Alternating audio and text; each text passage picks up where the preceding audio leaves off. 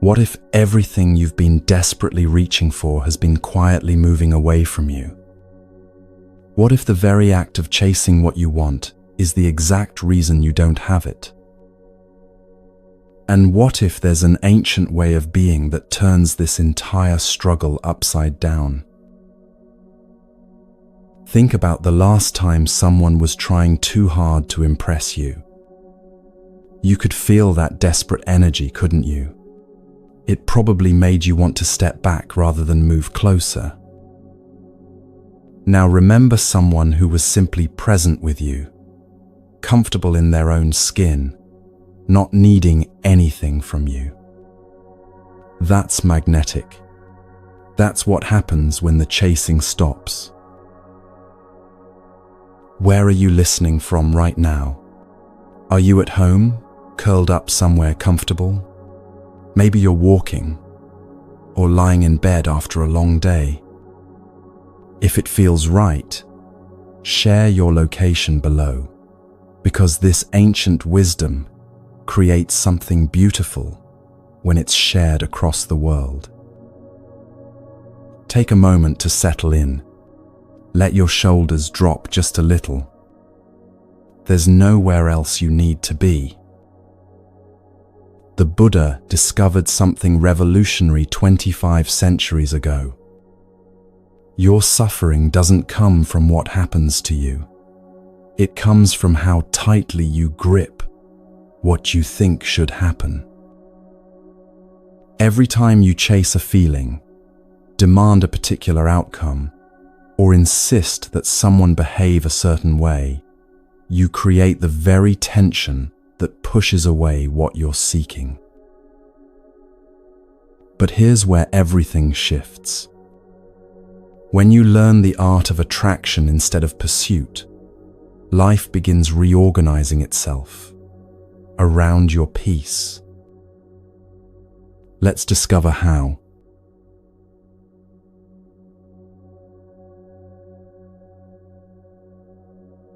Picture this scene for a moment. You're standing on a beach, holding fine sand in your cupped hands. The grains are cool and smooth against your skin. Now imagine trying to keep every single grain exactly where it is. Your fingers tighten, your palms press together, your whole body tenses with the effort. What happens? The sand slips through the tiny spaces between your fingers, escaping faster the harder you squeeze.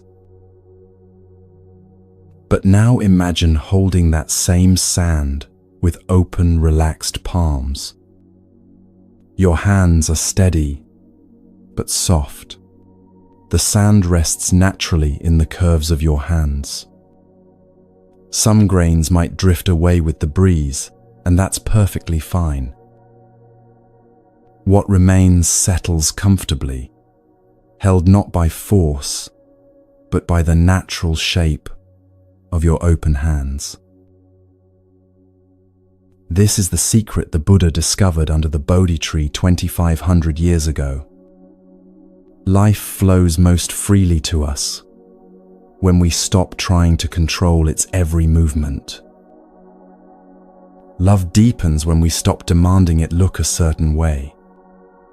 Peace arrives when we quit chasing after it so desperately. Happiness emerges when we're no longer forcing it to show up on our timeline. There's an ancient story about a Zen monk named Banzan who spent years meditating in monasteries, seeking enlightenment through countless hours of formal practice. One day, he was walking through a busy marketplace when he overheard a conversation between a butcher and his customer. The customer asked for the best piece of meat, and the butcher replied, "Everything in my shop is the best. There is nothing here that is not the best." In that moment, Banzan understood something profound. He had been searching everywhere for the best spiritual experience, the perfect moment of awakening. But every moment was already perfect, exactly as it was. His enlightenment didn't come from finding something new. It came from letting go of the idea that he needed to find anything at all. Think about your own life for a moment. Where are you gripping so tightly that your knuckles have turned white? Maybe it's a relationship where you keep trying to change the other person. Perhaps it's a job situation where you're fighting against circumstances beyond your control. Or it could be an image of how your life should look that you're clinging to, even though it's causing you daily stress. The Buddha had a word for this gripping. He called it tanha, which means thirst or craving. But this wasn't the healthy thirst your body feels when it needs water. This was the desperate, never satisfied thirst of always wanting things to be different than they are. The thirst that makes you believe happiness lives somewhere else, with someone else, at some other time. Here's what makes this discovery so profound. The Buddha realized that our suffering doesn't actually come from the circumstances of our lives. It comes from our relationship to those circumstances. Two people can experience the exact same situation: losing a job, ending a relationship, facing an illness, and have completely different levels of suffering based on how tightly they're gripping their expectations. When the Buddha spoke about the Four Noble Truths, he wasn't delivering cosmic judgments or universal laws carved in stone.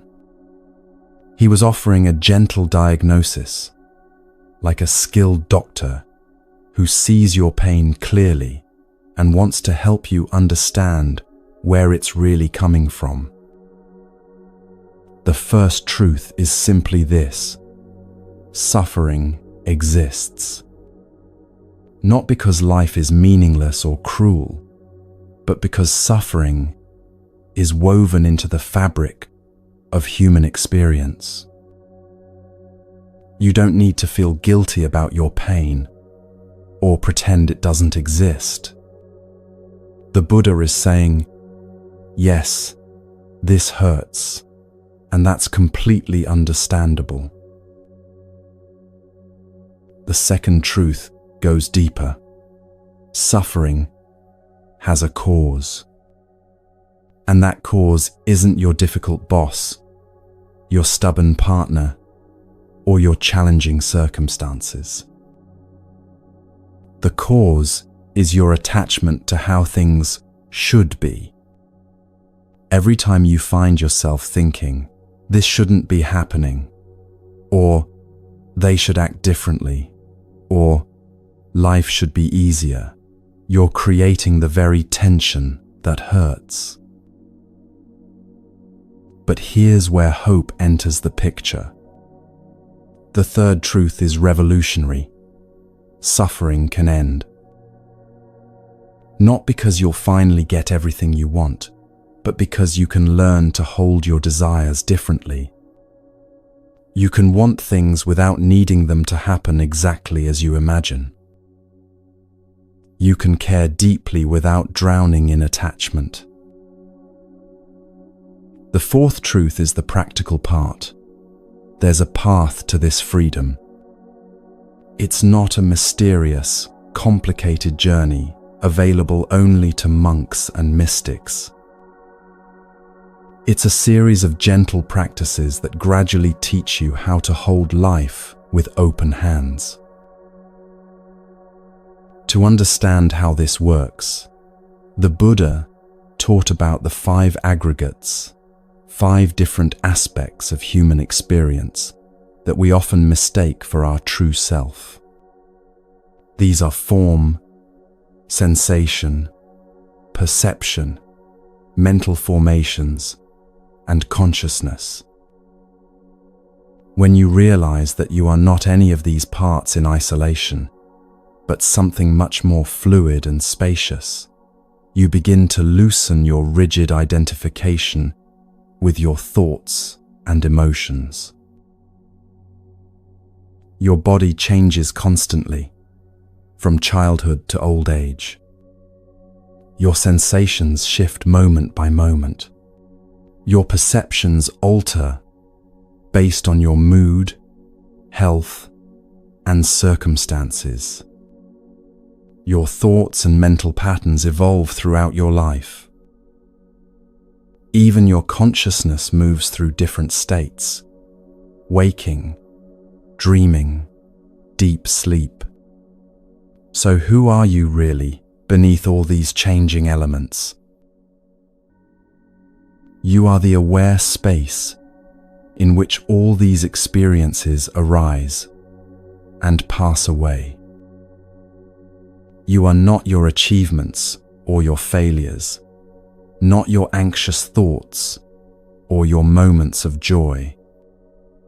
You are something much more vast and unchanging, the witness of all these temporary experiences. There's a beautiful story about a Zen master named Ryokan, who lived simply in a small hut on a mountain. One night, a thief broke into his hut looking for valuables.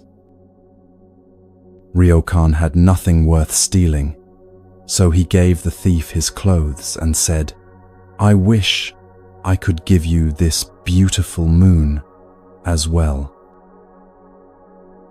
The thief left, confused and empty-handed.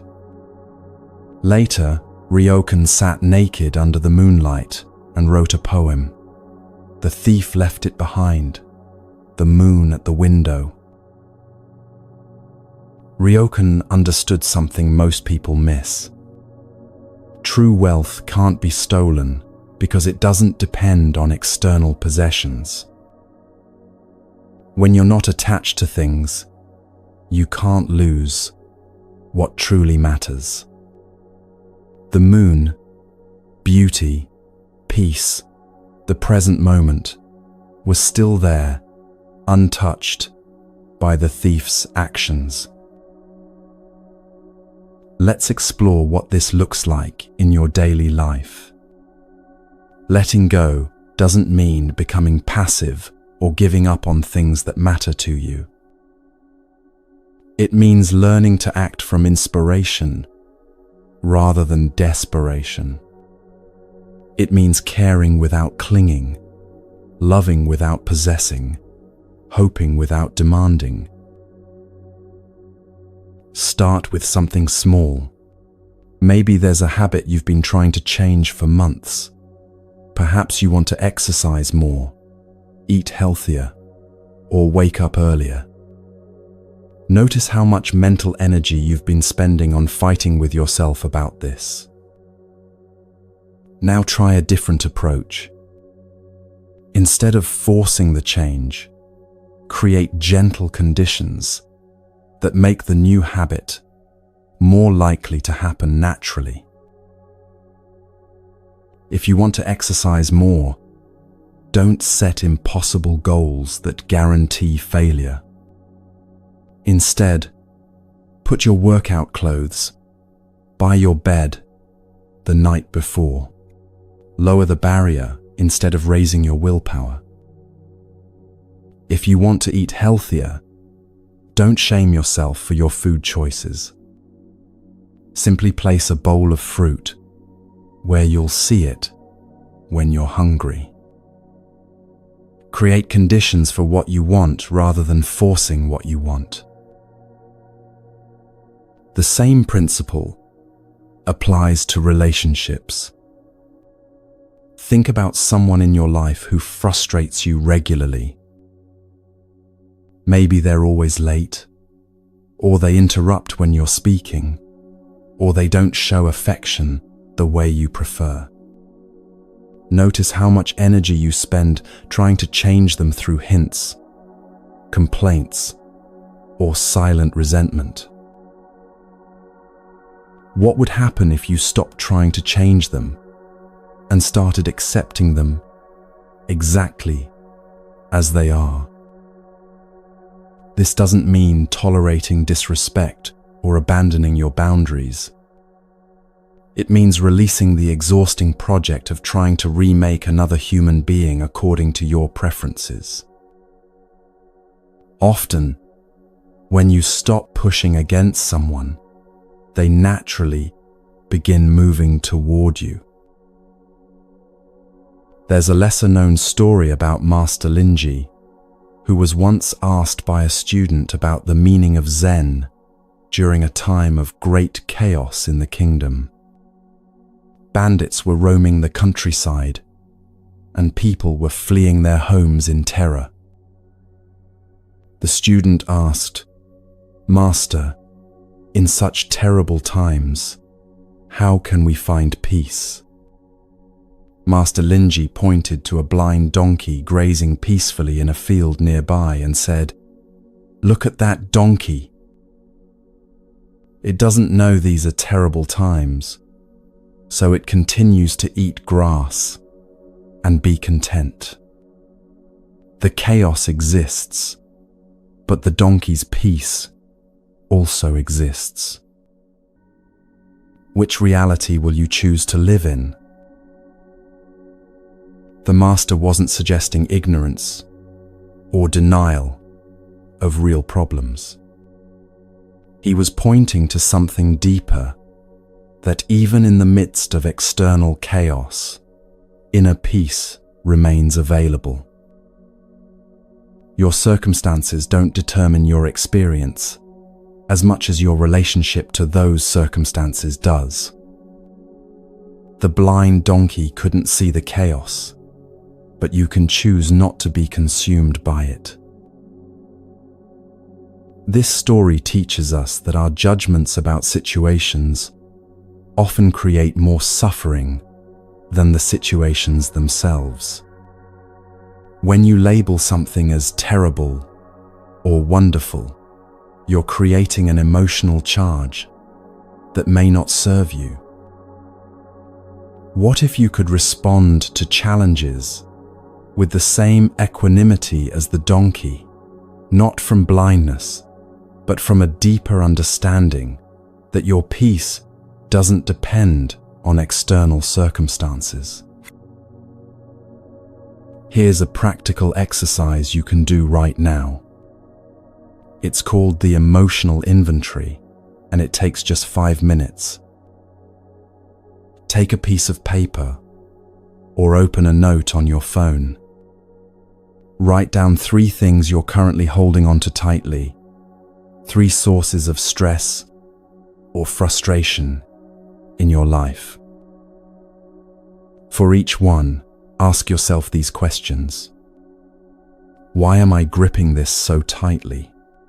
What do I think will happen if I let go? What part of me is resisting the idea of releasing this? Just the act of putting these thoughts into words begins to loosen their hold on you. You might write something like, "I'm holding on to anger at my coworker because they got the promotion I wanted. Why am I gripping this? Because I feel it's unfair. What will happen if I let go? I'm afraid people will think I don't care about my career. What part of me resists letting go? The part that wants to be seen as successful and valuable." Now you can see the real issue isn't your coworker or the promotion. It's your attachment to being perceived in a certain way. That's something you can work with, something you can gradually release without giving up your ambition or self-respect. Try this letting go meditation. Sit comfortably and close your eyes. Take 3 deep breaths. feeling your body settle with each exhale. Now imagine you're carrying a heavy backpack filled with all your worries, resentments, and attachments. Feel the weight of it on your shoulders. With each exhale, imagine setting this backpack down on the ground next to you. You're not throwing it away. It's still there, if you need it. But for now, you're choosing not to carry it. Notice how your body feels lighter, how your breathing deepens, how your mind becomes more spacious. Some thoughts might arise like, "But I need to worry about this," or "I can't just let go of something so important." Gently acknowledge these thoughts and return to the image of the backpack resting safely beside you. You're not abandoning your responsibilities. You're approaching them from a place of clarity rather than anxiety.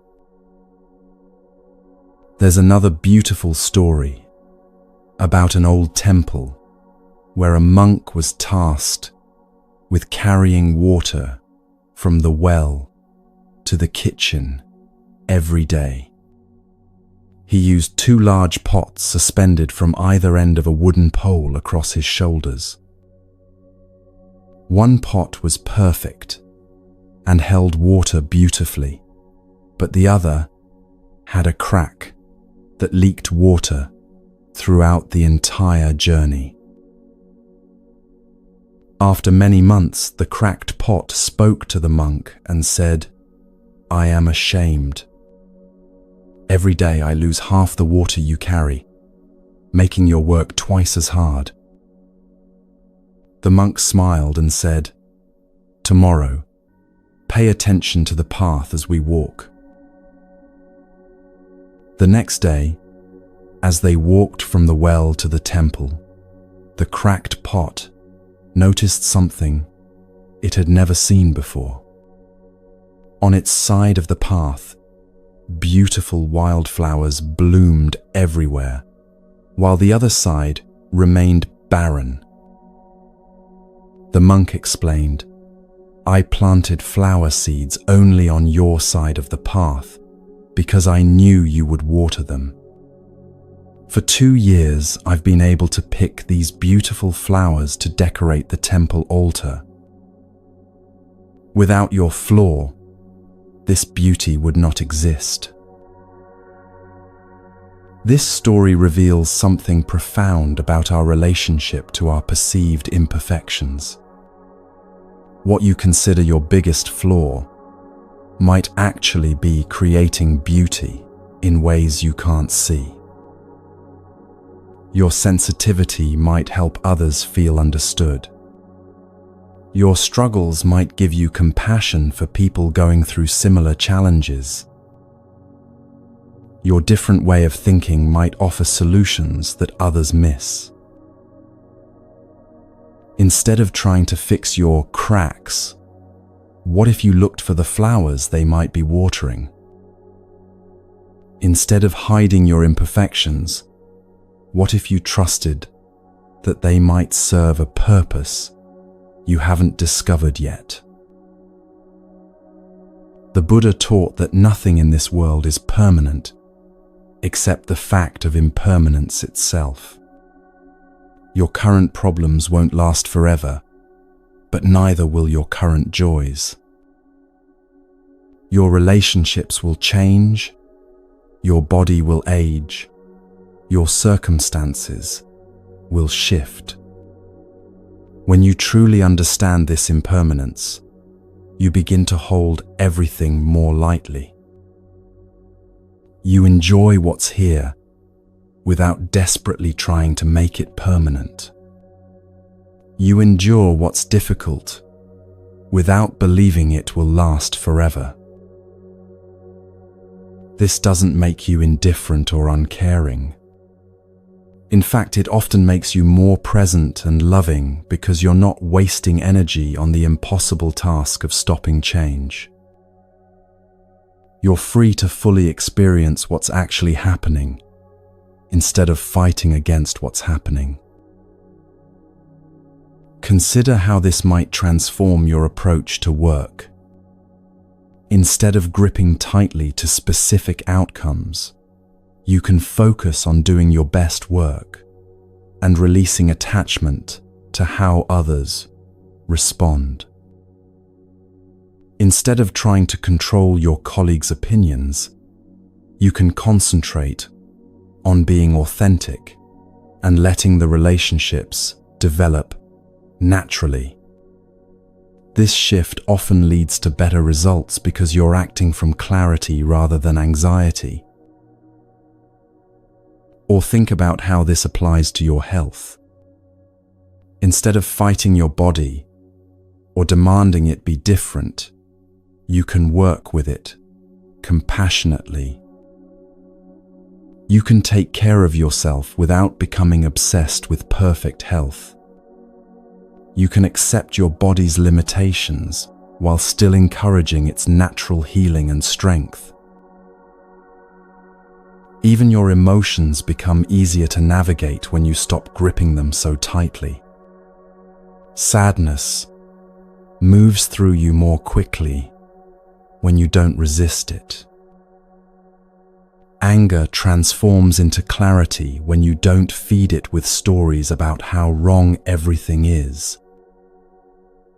Joy deepens when you don't desperately try to make it permanent. Here's something beautiful that happens as you practice letting go. You begin to notice that life has its own intelligence, its own timing, its own way of working things out. Solutions appear that you never could have planned. Opportunities emerge from unexpected directions. People enter your life exactly when you need them most. This isn't magical thinking. It's what becomes visible when you're not so busy forcing and controlling that you miss the natural flow of support around you.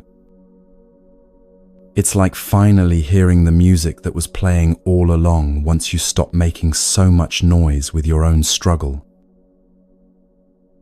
Try this experiment for 1 week.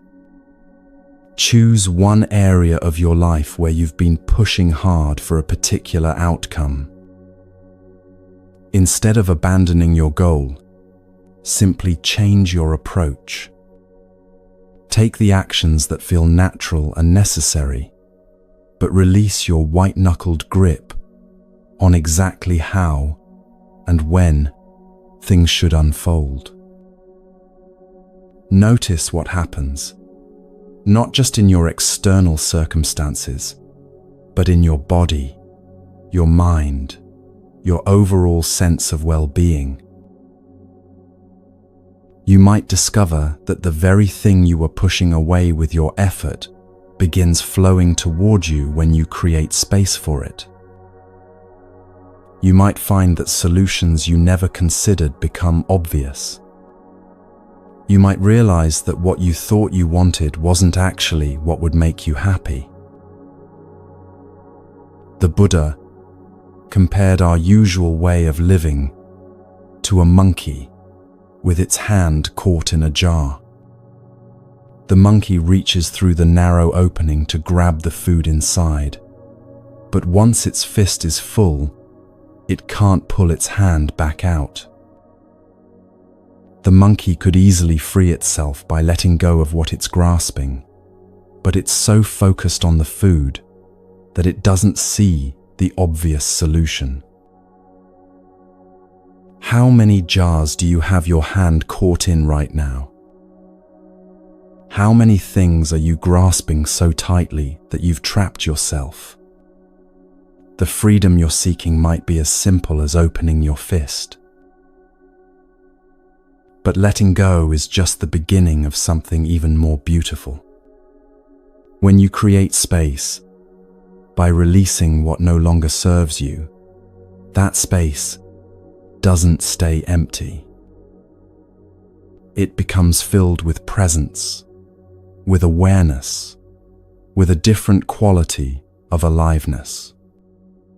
And this brings us to one of the most practical and transformative aspects of Buddhist wisdom, learning to train your mind like you would train your body, but with infinite gentleness and patience.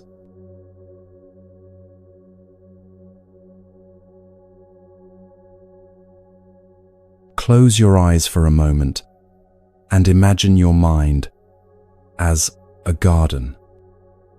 Not the perfectly manicured kind you see in magazines, but a real garden where weeds grow alongside flowers, where some seasons are abundant and others feel barren. Now imagine tending this garden, not with force or frustration, but with the patient curiosity of someone who understands that growth happens in its own time.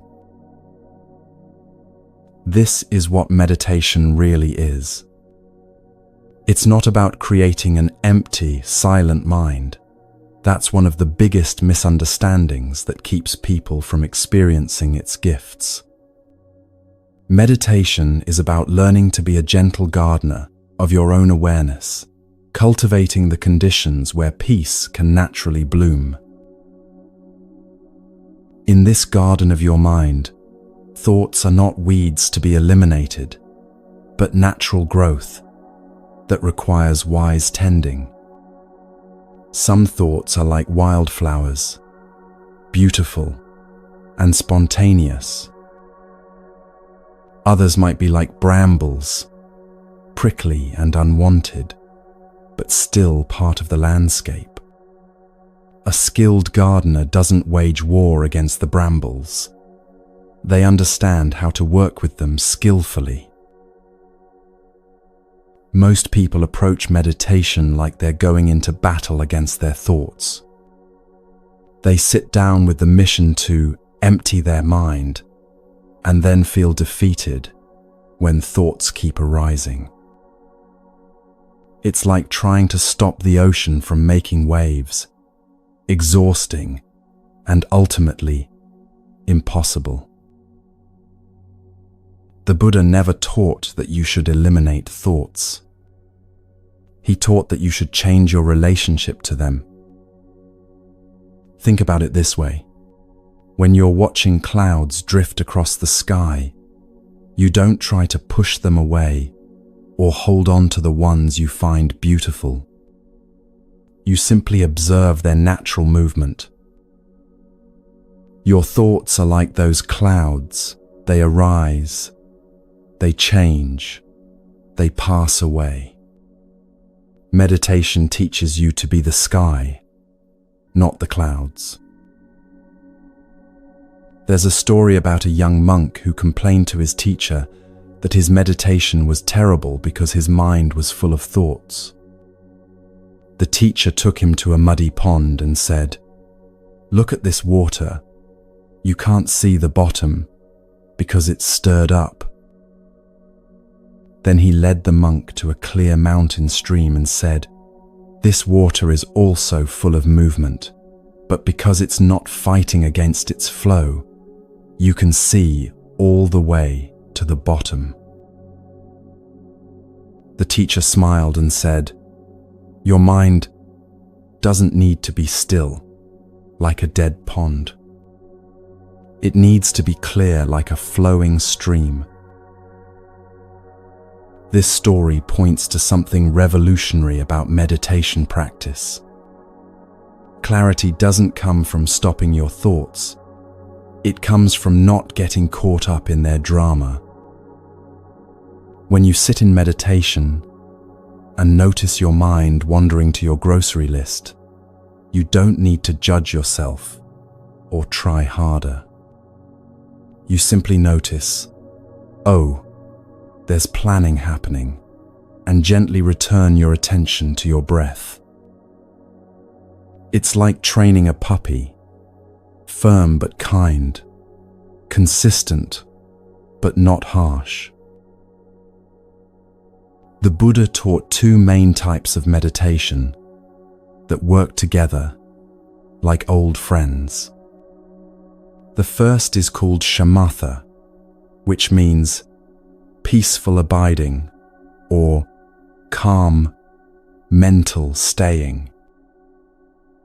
This practice trains your mind to rest on a single object, usually your breath, and to return there each time it wanders. Shamatha is like strengthening your mental muscles. Just as you might lift weights to build physical strength, you practice returning your attention to your breath to build concentration. At first, your mind might wander every few seconds, and that's completely normal. You're not failing, you're noticing, and noticing is actually the whole point. When practicing shamatha, you might place your attention on the sensation of breath at your nostrils, feeling the cool air entering and the warm air leaving. Or you might focus on the gentle rise and fall of your belly. The specific object matters less than your commitment to returning to it each time your mind travels elsewhere. This returning is not a failure, it's the practice itself. The second type is vipassana, which means clear seeing or insight. While shamatha teaches you to focus, vipassana teaches you to observe. Instead of concentrating on one thing, you open your awareness to notice whatever arises: thoughts, emotions, sensations, without getting involved in their stories. Vipassana is like becoming a scientist of your own experience. You might notice, there's anxiety in my chest, or there's a story about what I should have said yesterday, or there's tension in my shoulders. You're not trying to fix or change anything. You're simply gathering data about how your mind and body actually work. In Vipassana practice, you learn to distinguish between primary experiences and secondary reactions. The primary experience might be a physical sensation of tightness in your chest. The secondary reaction is the story you tell yourself about that sensation. This means I'm having a panic attack, or I must be dying. Through practice, you learn to stay with the primary experience without getting swept away by the secondary stories. Here's what makes this so powerful. Most of the time, you're completely identified with your thoughts and emotions. When anxiety arises, you become anxious. When anger appears, you become angry. But meditation creates a small space between you and these experiences. You begin to see that you are not your anxiety. You are the one who notices anxiety. You are not your anger. You are the awareness in which anger appears and disappears. This shift changes everything. When you can observe your emotions without being overwhelmed by them, you naturally start responding to life from a place of choice rather than reaction. You might still feel frustrated when stuck in traffic, but you don't have to let that frustration ruin your entire day. You might still feel sad about a loss, but you don't have to believe the story that says you'll never be happy again. Now, you might be thinking, this all sounds wonderful, but I don't have time for long meditation sessions. Here's the beautiful truth. You don't need them. The most transformative meditation practice isn't about sitting for an hour in perfect silence. It's about weaving 5-minute moments of awareness throughout your day. There's an ancient teaching about a master who was asked how long one should meditate. He replied, "If you're very busy, meditate for 20 minutes. If you're extremely busy, meditate for an hour." This wasn't a joke. It was pointing to the truth that the busier your mind becomes, the more you need these moments of stillness. But those moments don't have to be lengthy to be powerful. Think of meditation like water, slowly wearing down stone. It's not the force of a single powerful wave that creates change. It's the gentle, consistent contact over time. 5 minutes of genuine presence each morning can be more transformative than an hour of distracted sitting once a week. Consider how you might approach these 5-minute sessions. Find a comfortable position where you can sit with your spine naturally upright but not rigid. Close your eyes or soften your gaze downward. Begin by taking 3 deep breaths, allowing each exhale to release any tension you're holding. Then let your breathing return to its natural rhythm. Place your attention gently on your breath, like a butterfly landing on a flower.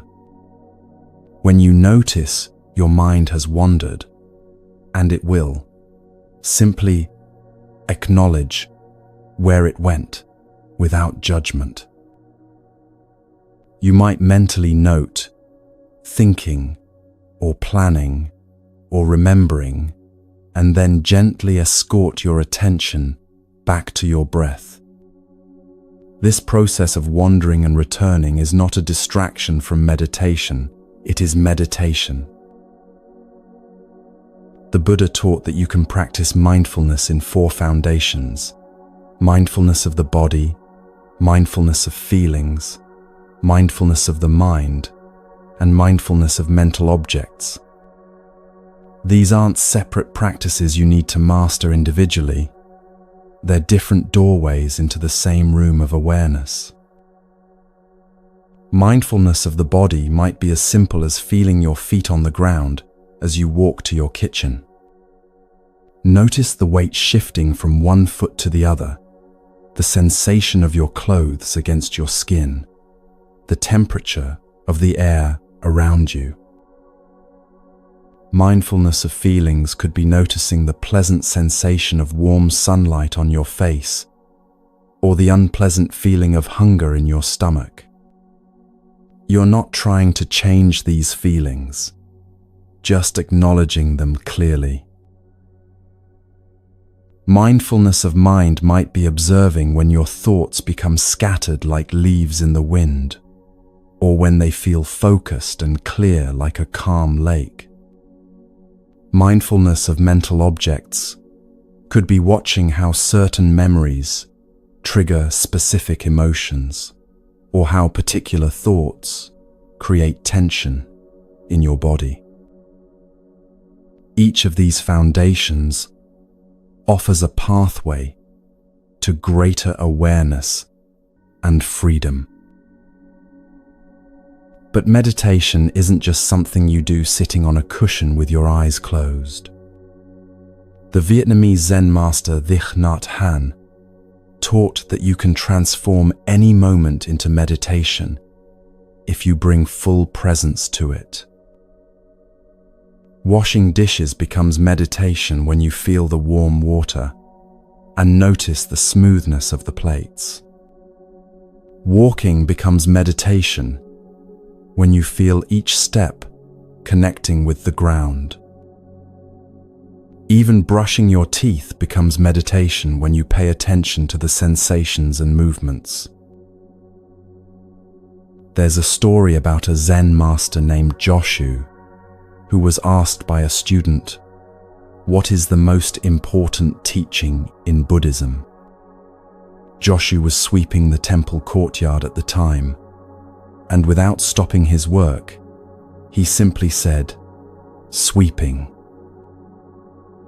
The confused student pressed further, "But master, surely there must be something more profound than sweeping." Joshu paused, looked directly at the student, and said, "Then you haven't understood sweeping." This story reveals something profound about the nature of awakened awareness. Enlightenment isn't found in extraordinary experiences or mystical states. It's found in bringing complete presence to whatever you're doing right now. When you're fully present while sweeping, you're not thinking about what you'll do next or replaying what happened yesterday. You're simply here, now, engaged in the simple act of sweeping. And in that complete presence, something magical happens. Ordinary actions become sacred. Another beautiful teaching comes from Master Huangpo, who said, "Your everyday mind, that is the way." He wasn't talking about your distracted, worried, planning mind. He was pointing to the natural awareness that's always present beneath the mental chatter. The mind that notices the taste of your morning coffee, that feels grateful for a friend's laughter, that recognizes beauty in unexpected moments. This everyday awareness, when cultivated through practice, becomes your gateway to peace. The traditional Buddhist understanding of how meditation works is both simple and profound. The Buddha taught that our suffering comes from three mental poisons: greed, hatred, and delusion. Meditation doesn't eliminate these tendencies. It helps you see them clearly, so they lose their power over you. When greed arises as a desperate wanting for things to be different, meditation helps you notice this craving without being consumed by it. When hatred appears as aversion to what's happening now, meditation teaches you to acknowledge this resistance without letting it control your actions. When delusion clouds your perception with stories about how things should be, meditation clears the mental fog so you can see reality more clearly. This process happens naturally, like muddy water settling when you stop stirring it. The Buddha compared the mind to a jar of muddy water. When you're constantly agitating it with worry, planning, and reactivity, you can't see clearly. But when you stop stirring, when you simply sit and observe, without interfering, the mud gradually settles and the water becomes clear. Let's make this practical for your daily life. Here are 3 simple ways to begin training your mind like a garden, starting today. First, the morning breath practice. Before you check your phone or get out of bed, take 3 conscious breaths. Feel your body against the mattress. Notice the quality of light in your room and simply breathe. This isn't about achieving any particular state. It's about starting your day with awareness rather than immediately jumping into activity. Let this practice be like opening the curtains in your mind, gently welcoming the day. Second, the mindful transition practice. Choose one daily transition, like walking from your car to your workplace or from one room to another in your home, and use it as a meditation bell. Each time you make this transition, take 3 conscious steps where you feel your feet touching the ground and notice your breath. This simple practice begins to break up the autopilot patterns that keep you disconnected from the present moment. Think of these transitions as doorways where you can step from distraction into presence. Third, the emotional weather practice. Several times throughout your day, pause and ask yourself, what's the weather like in my mind right now? Is it stormy with worry, cloudy with confusion, sunny with contentment? You're not trying to change the weather, you're simply becoming aware of it. This practice helps you realize that emotions, like weather, are temporary and constantly changing. Just as you wouldn't try to argue with a thunderstorm, you can learn to let emotional storms pass through without resistance. There's a lesser-known story about a monk who spent years trying to achieve perfect meditation. He would sit for hours, fighting with his thoughts and becoming frustrated when his mind wandered. One day, exhausted from his efforts, he simply gave up trying to meditate correctly and just sat quietly, allowing whatever arose to be there. In that moment of surrender, he noticed something he had missed in all his striving. The birds were singing outside the meditation hall, the wind was rustling through the trees, and his breath was flowing naturally, without any effort on his part. He realized that meditation wasn't something he needed to create or achieve. It was something that was always happening, waiting for him to notice. This story points to one of the most liberating aspects of meditation practice. You're not trying to create a special state or have profound experiences. You're simply learning to recognize and rest in the natural peace that's always available beneath the surface of your busy mind. The 8th century Buddhist master Shantideva wrote, "If you want to know your mind, sit down and observe it." This simple instruction contains everything you need to know about meditation. You don't need special techniques, expensive equipment, or years of training. You just need the willingness to sit down and pay attention to what's actually happening in your experience right now. As you begin to cultivate this quality of gentle attention, you might notice that your relationship to everything starts to shift. Difficult emotions don't feel as overwhelming because you're not fighting them. Pleasant experiences become richer because you're fully present for them. Everyday activities become more satisfying because you're actually there while they're happening. Food tastes better when you're not eating while scrolling through your phone.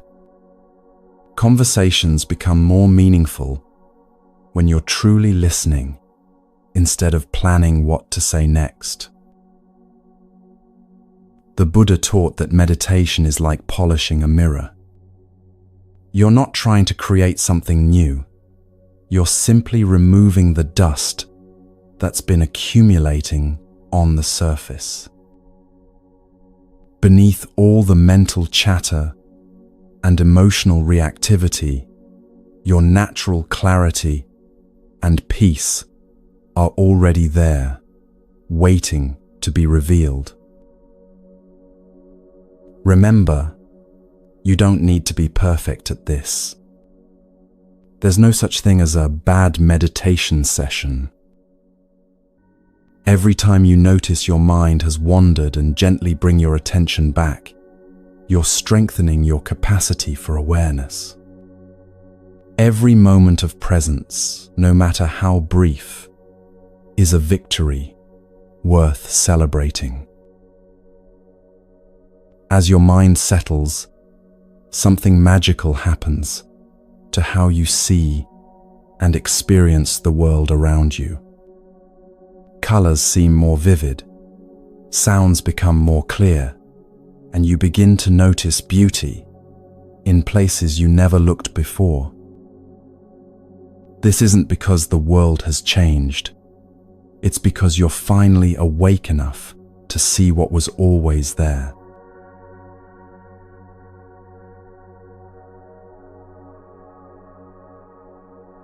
Right now, as you're listening to these words, there's a secret door standing wide open just beside you.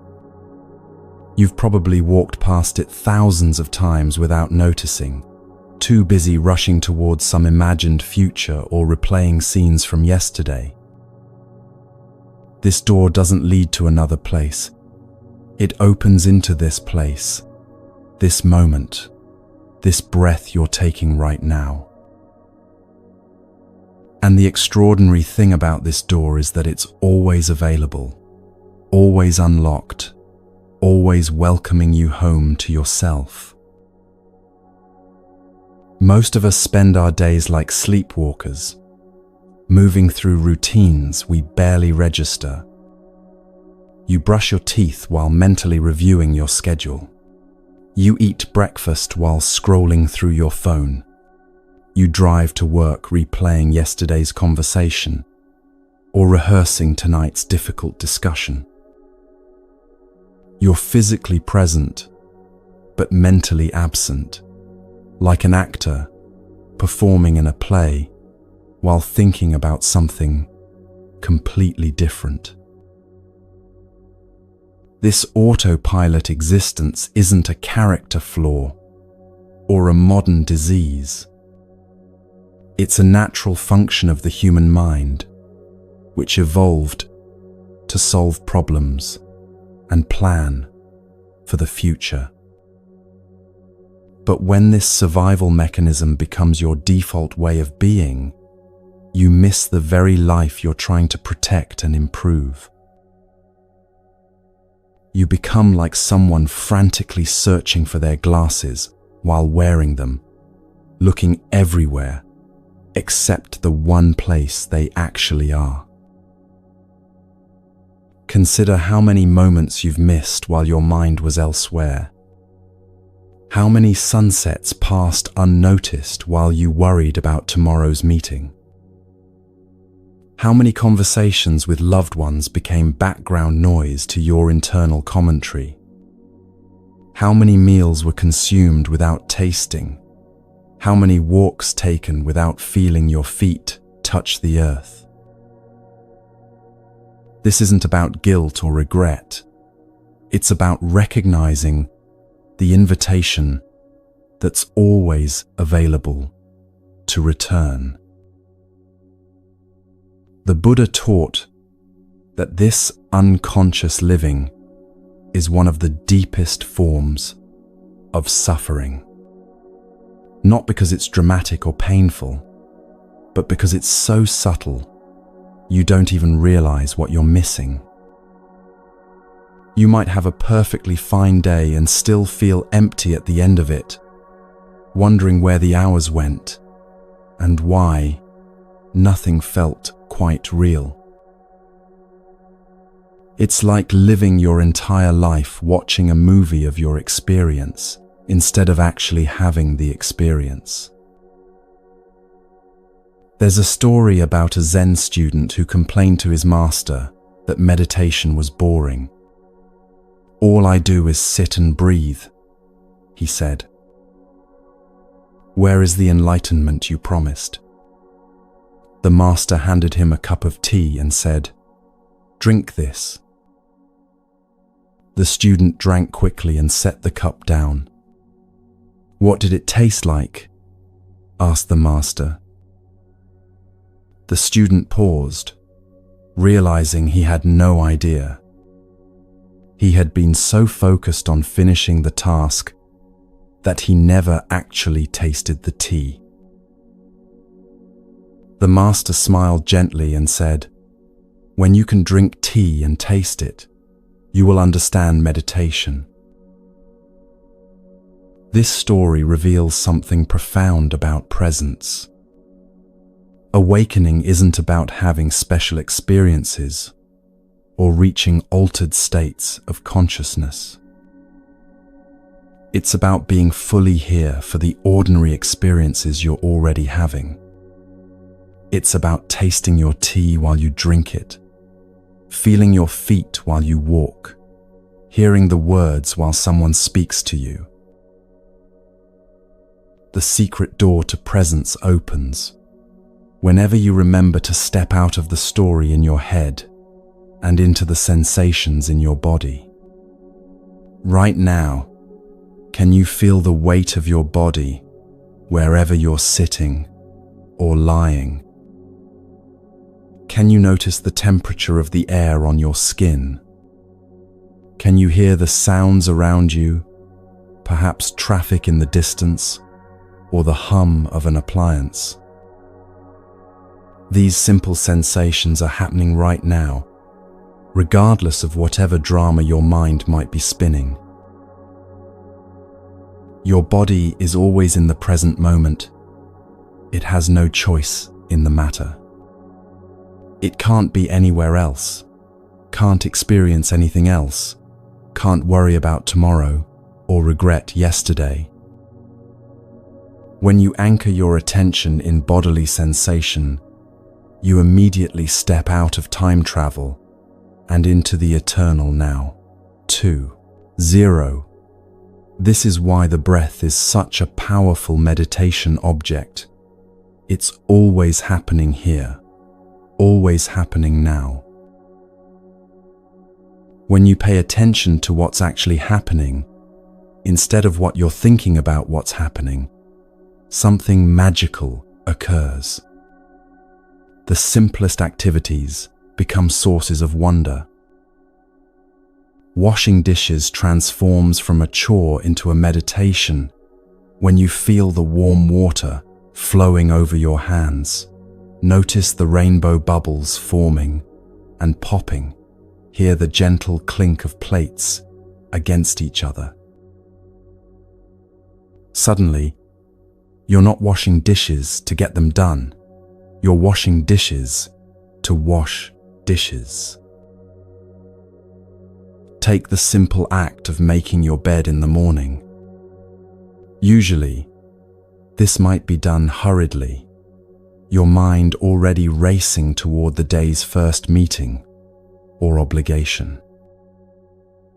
But what happens when you slow down and actually feel the texture of the sheets between your fingers? When you notice the satisfaction of smoothing wrinkles and arranging pillows? When you appreciate the transformation from rumpled to orderly? The bed still gets made, but you've created a moment of mindful care that sets a different tone for your entire day.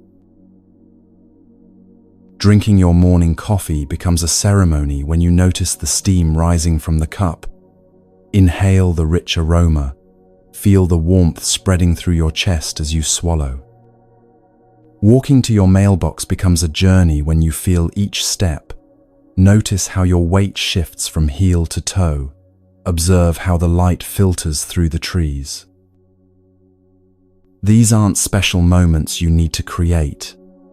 They're ordinary moments you need to inhabit. The Vietnamese master Thich Nhat Hanh tells a story about washing dishes. He says that if you wash dishes to get them clean, you're not really washing dishes. You're enduring the present moment to get to the next one. But if you wash dishes to wash dishes, if you're fully present for the water, the soap, the motion of your hands, then washing dishes becomes a gateway to peace. The dishes still get clean, but something else happens too. You come alive. This same principle applies to every mundane activity in your life.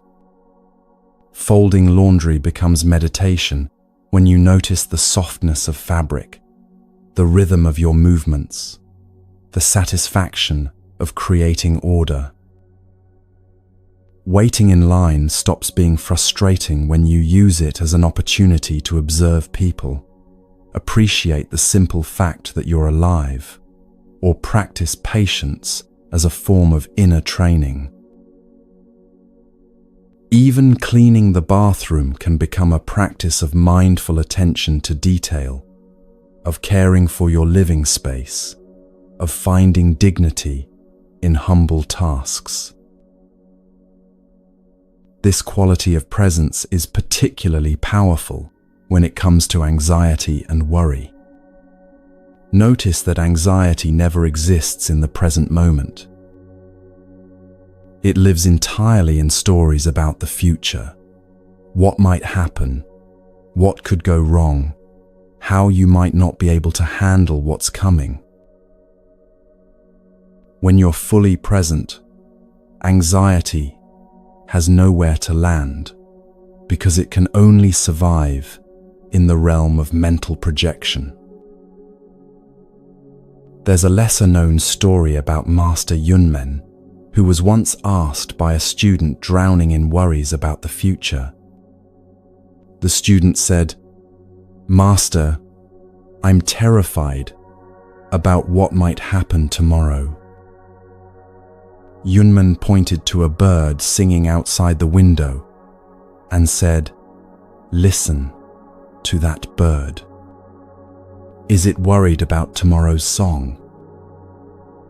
The student said, "No, Master, but birds don't have the same concerns as humans." Yunmen smiled and replied, "You're right. The bird is much wiser. It's singing today's song today." This doesn't mean ignoring real responsibilities or failing to plan for the future. It means distinguishing between practical planning and anxious rumination. When you need to prepare for something, you can do so from a place of presence rather than panic. You can make your lists, have your conversations, and take your actions while remaining grounded in the reality of now. Imagine the difference between anxious planning and present moment planning. Anxious planning feels frantic, overwhelming, full of worst-case scenarios and endless what-ifs. Present moment planning feels calm and methodical, dealing with one step at a time, staying connected to your body and breath while you think through practical details. Both might accomplish the same external tasks, but one depletes your energy while the other preserves it. Try this simple experiment the next time you notice anxiety arising. Instead of fighting the worried thoughts or trying to solve the imagined problems, Bring your attention to your body. Feel your feet on the ground. Notice your breathing. Sense the space around you. Anxiety is a mental storm, but your body is always here, always present, always available, as an anchor. When you ground yourself in physical sensation, the storm can rage without sweeping you away. You might notice that anxiety often creates physical tension, tight shoulders, clenched jaw, shallow breathing. Instead of trying to think your way out of anxiety, try breathing your way through it. Take slow, deep breaths and consciously relax the areas of tension with each exhale. This isn't about eliminating anxiety entirely. It's about staying present, even when anxiety is visiting. This practice of presence transforms every relationship in your life, starting with the relationship you have with yourself. When you're truly present, you stop being your own worst critic and become your own compassionate witness. Instead of judging your thoughts and emotions, you simply notice them with the same curiosity you might have for clouds passing through the sky. But perhaps the most profound transformation happens in how you connect with other people. Think about the last time someone gave you their complete attention. No phone, no distraction, no part of their mind elsewhere. It probably felt like a rare gift, didn't it? That's because most of us have forgotten how to be fully present with each other. When you're truly present with someone, you're not listening for your turn to speak or planning what advice to give. You're not comparing their story to your own or judging whether their feelings are reasonable. You're simply there, open and available, creating a space where they can be themselves without performance or pretense. This kind of presence is so rare that people often can't name what's different about the interaction, but they walk away feeling heard, seen, and somehow lighter. You haven't necessarily said anything profound or offered brilliant solutions. You've simply given them the gift of your undivided attention, and that attention itself becomes healing. There's a beautiful teaching story about a woman who visited a wise hermit seeking advice about her troubled marriage. She spent an hour describing all the ways her husband disappointed her, expecting the hermit to offer strategies for changing him. Instead, the hermit listened in complete silence, never once looking away or showing signs of distraction. When she finished speaking, he simply said, "Thank you for trusting me with your pain." The woman left without any advice, but she felt more peaceful than she had in months. Later, she realized that the hermit had shown her what she had been craving all along, not solutions, but presence. Children naturally understand this quality of presence because they haven't yet learned to live anywhere but right here, right now. Watch a child playing with blocks or drawing with crayons. They're not thinking about what they'll do next or how their creation compares to others. They're completely absorbed in the colors, the textures, the simple joy of creation. This is your natural state too, buried beneath years of conditioning that taught you to live in your head instead of your life. The Buddha often compared awakening to turning on a light in a dark room. He said, "Thousands of candles can be lighted from a single candle, and the life of the candle will not be shortened." Happiness never decreases by being shared. But perhaps even more profound is his teaching that the light switch has always been within reach. Presence isn't something you need to create or achieve. It's something you need to remember and return to. When you flip that inner light switch through present moment awareness, you don't change what's in the room of your life. The same furniture is there, the same challenges and joys, the same relationships and responsibilities. But suddenly you can see everything clearly, instead of stumbling around in the darkness of unconscious habit. The room was always exactly as it is. You just couldn't see it clearly. This illumination reveals something surprising about your experience. Most of your suffering isn't caused by what's actually happening. It's caused by your resistance to what's happening.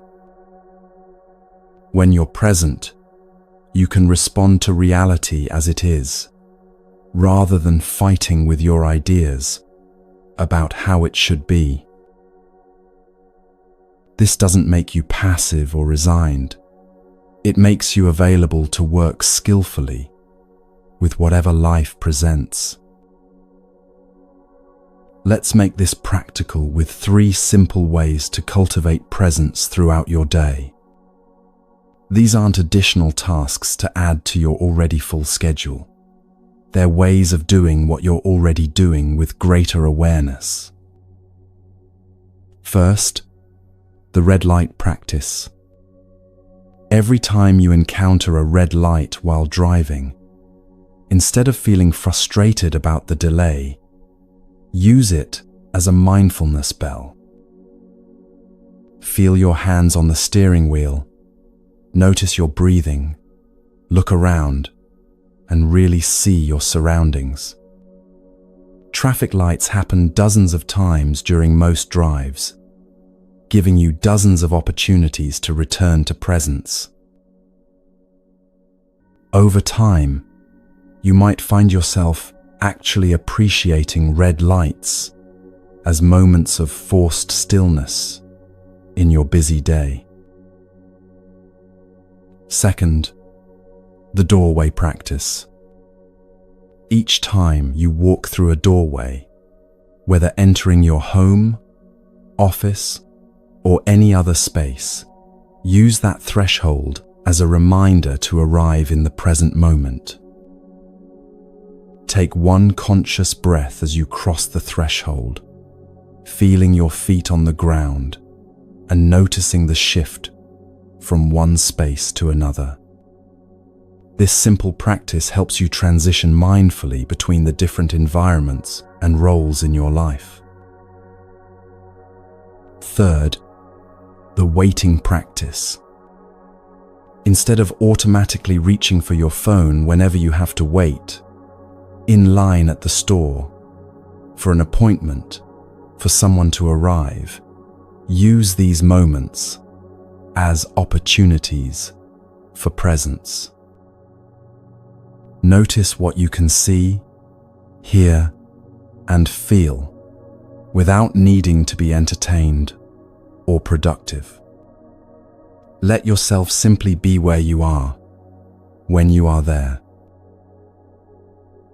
These brief interludes of awareness can become some of the most peaceful moments in your day. There's a story about a Zen master who was asked what enlightenment feels like. He thought for a moment and then said, It's like walking through your own front door. The student was confused and asked for clarification. The master explained, "Most people spend their entire lives standing outside their own door, looking through the windows and imagining what it might be like inside.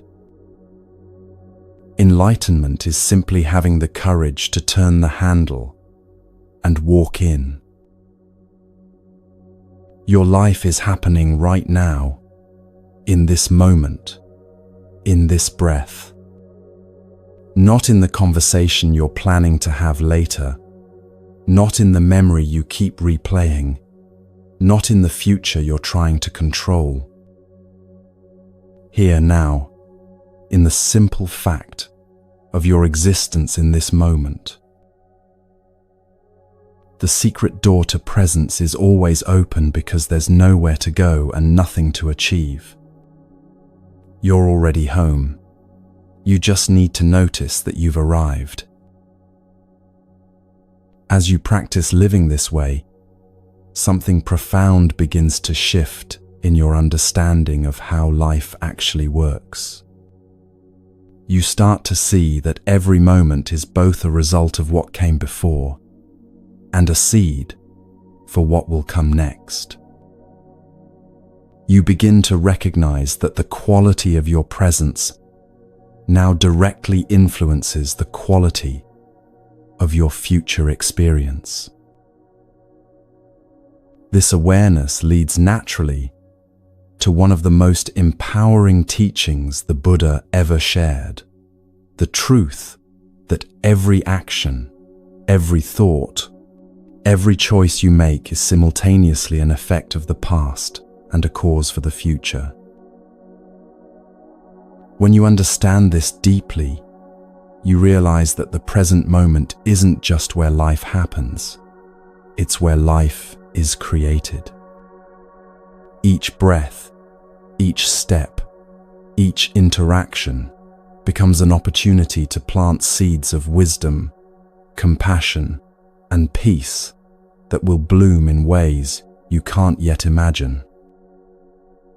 When you live this way, you start to understand something profound about cause and effect that changes how you approach every aspect of your existence.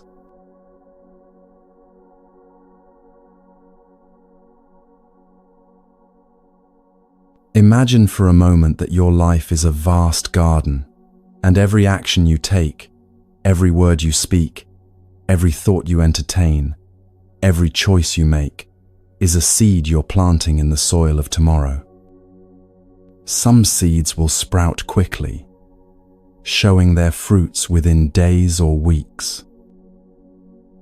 Others lie dormant for seasons, even years, before they finally break through the earth and reveal what you've been cultivating. This is the true meaning of karma, not a cosmic judge keeping score of your good and bad deeds, but the natural law of cause and effect playing out through your conscious choices. The word karma has been so misunderstood in popular culture that many people think of it as a form of divine punishment or reward. That's your karma, someone might say, when misfortune strikes, as if the universe were settling some cosmic debt. But the Buddha's teaching about karma is far more gentle and empowering than this harsh interpretation suggests. Karma simply means action in Sanskrit, and the law of karma is nothing more mysterious than recognizing that actions have consequences. When you plant an apple seed, you don't get oranges. When you water a plant with care, it grows stronger. When you neglect it, it withers. These aren't moral judgments. They're natural processes. Karma works the same way in the realm of human experience. Actions rooted in kindness tend to create more kindness in the world. Actions born from anger tend to generate more conflict. This isn't because the universe is keeping score, but because that's simply how energy moves through human relationships and circumstances. Think of karma as the soil condition of your life's garden. Just as a gardener pays attention to soil pH, moisture levels, and nutrient content, you can learn to notice the quality of intention and attention you bring to your daily actions.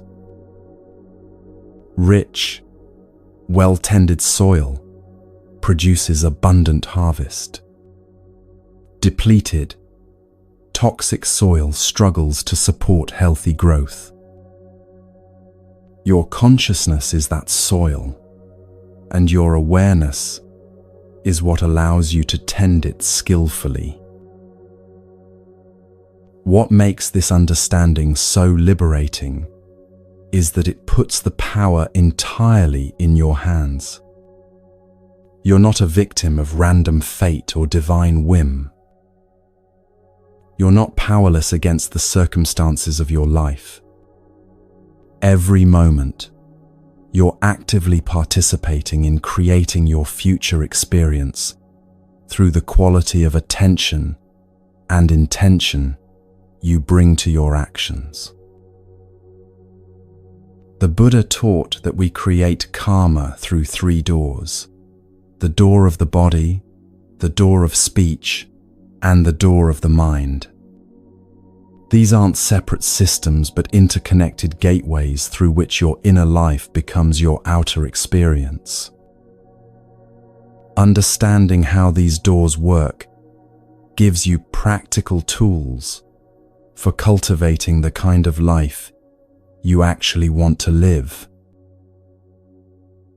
The door of the body includes every physical action you take, from how you move through space to how you touch others, from your posture to your gestures. Your body is constantly communicating, and these communications have consequences.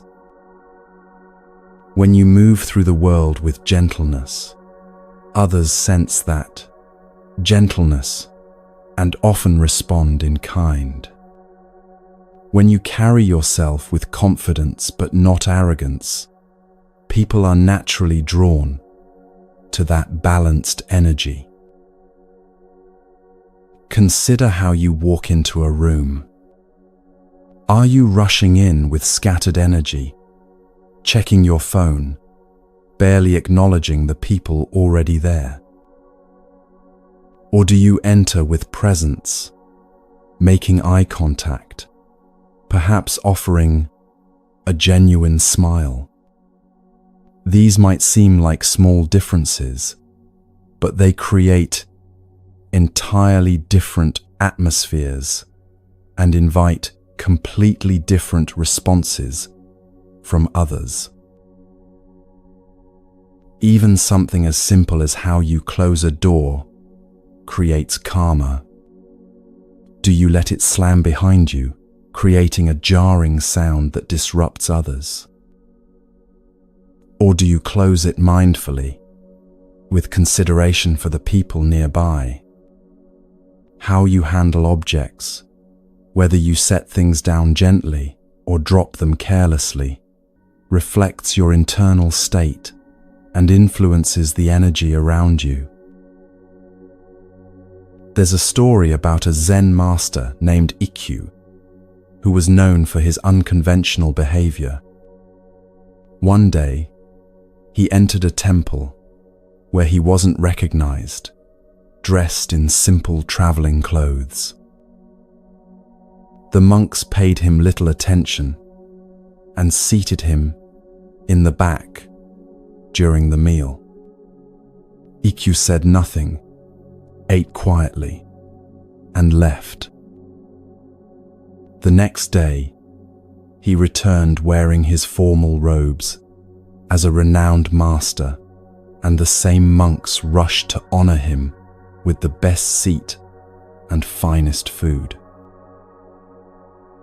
Ikkyu began serving the food to his sleeves, saying, "Eat, sleeves, since it was the robes that brought you honor, not the person wearing them." Then he quietly left again. This story reveals how our external actions, including how we present ourselves, create specific consequences. The monk's behavior toward the robes versus the person generated very different karma for their community. Ikkyu's gentle but clear demonstration planted seeds of awareness that likely influenced how those monks treated future visitors. The door of speech is perhaps the most immediate creator of karma in our daily lives. Every word you speak is a seed that will grow in the consciousness of whoever hears it. Words of encouragement can literally change the course of someone's day, or even their life. Words of criticism or complaint can poison the atmosphere of an entire household or workplace. But speech karma isn't just about the content of your words. It's also about their tone, timing, and intention. The same factual information can be delivered as an attack or as a gift of awareness. "You're always late" creates very different karma than "I was worried when you didn't arrive at our planned time." Both communicate the same basic information, but one plants seeds of defensiveness, while the other plants seeds of consideration. Consider the karmic difference between gossip and genuine concern. When you speak about someone's difficulties with curiosity or judgment, you're planting seeds of divisiveness and mistrust. But when you speak about the same situation with compassion, hoping to understand how to help, you're planting seeds of community and care. The external topic might be identical, but the intention behind your words creates completely different consequences. Even your internal speech, the constant stream of thoughts and mental commentary, creates karma. The Buddha taught that thoughts are the forerunners of all actions. What you think repeatedly becomes the blueprint for what you speak and do. If your mind is constantly rehearsing judgments and complaints, those patterns will eventually emerge in your words and actions. If you cultivate thoughts of gratitude and kindness, those qualities will naturally flow into your interactions with others. This is where the door of the mind becomes crucial for conscious karma creation. Your mental habits are like the soil condition in your karmic garden. Rich, well-tended soil produces abundant, healthy growth. Depleted, toxic soil struggles to support anything beautiful. The quality of your mental soil is determined by what you feed it. Do you constantly consume media that agitates and frightens you? Do you spend time with people who encourage your worst tendencies rather than your best qualities? Do you replay negative scenarios obsessively, or do you notice beauty and practice gratitude?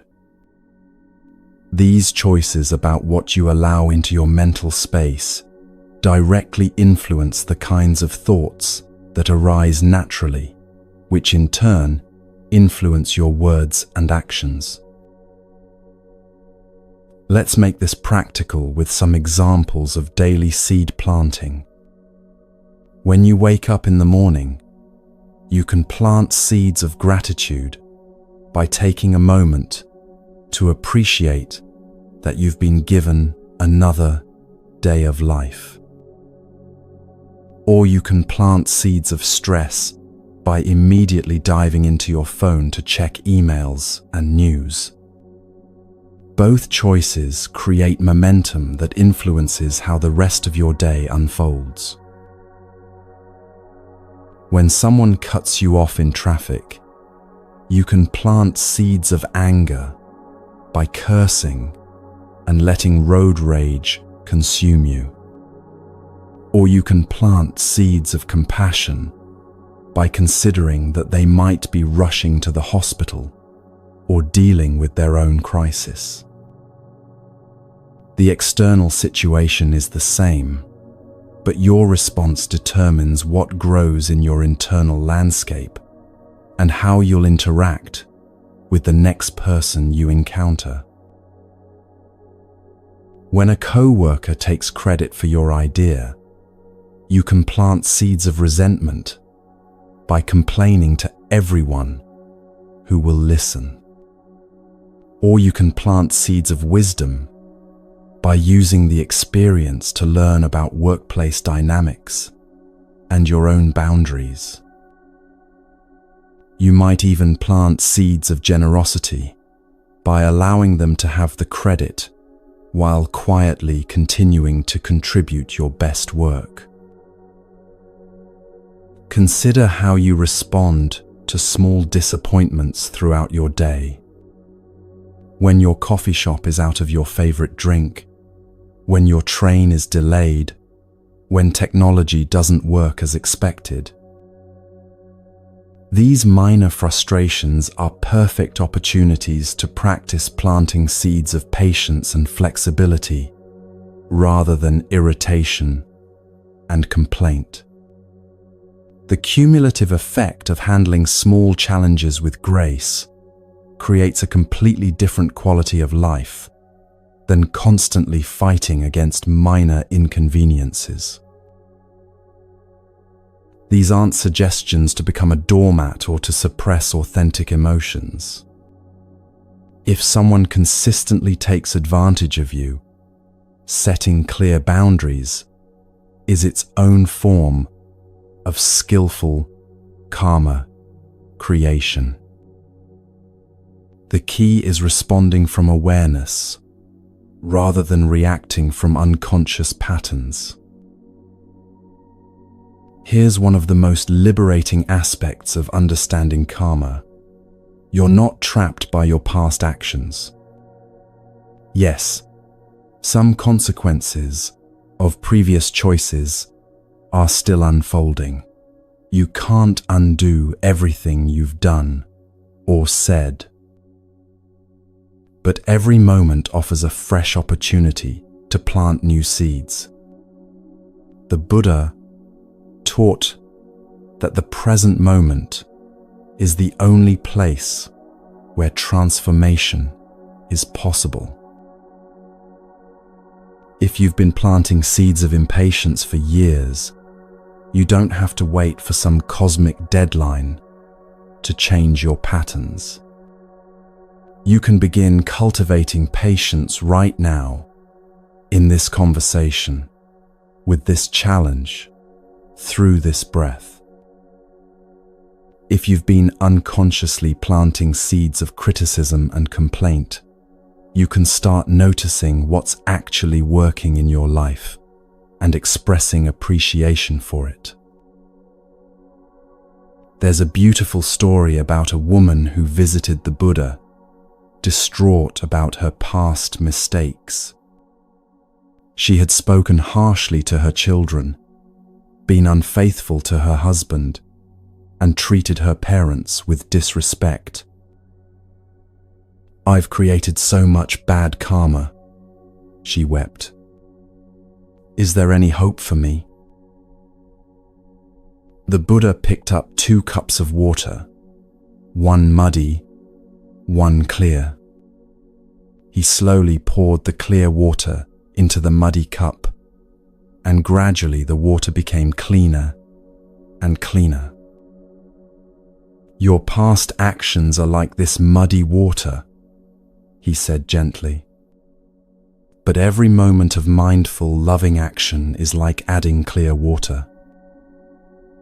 Keep adding clear water, and soon the muddy water becomes clear. This metaphor reveals something profound about how karma actually works. You don't have to achieve perfect purity before you can begin creating positive consequences. Every small choice toward kindness, awareness, and wisdom immediately begins shifting the overall quality of your life's trajectory. Breaking unconscious patterns is one of the most powerful ways to work with karma consciously. Most of our reactive patterns were formed when we were very young and had limited tools for dealing with challenging emotions or situations. As an adult, you have access to resources and perspectives that simply weren't available to you as a child. But those old patterns keep running automatically unless you consciously interrupt them. The first step in breaking patterns is simply noticing them without judgment. Maybe you realize that you always respond to criticism by getting defensive and counterattacking. Or you notice that you tend to shut down and withdraw whenever conflict arises. Or you recognize that you automatically say yes to requests even when you're already overwhelmed. Just seeing these patterns clearly is the beginning of freedom from them. Once you can recognize a pattern as it's happening, you can create a small pause before reacting. In that pause, even if it's just one breath, you have the opportunity to choose a different response. You might still fall back into the old pattern sometimes, and that's perfectly normal.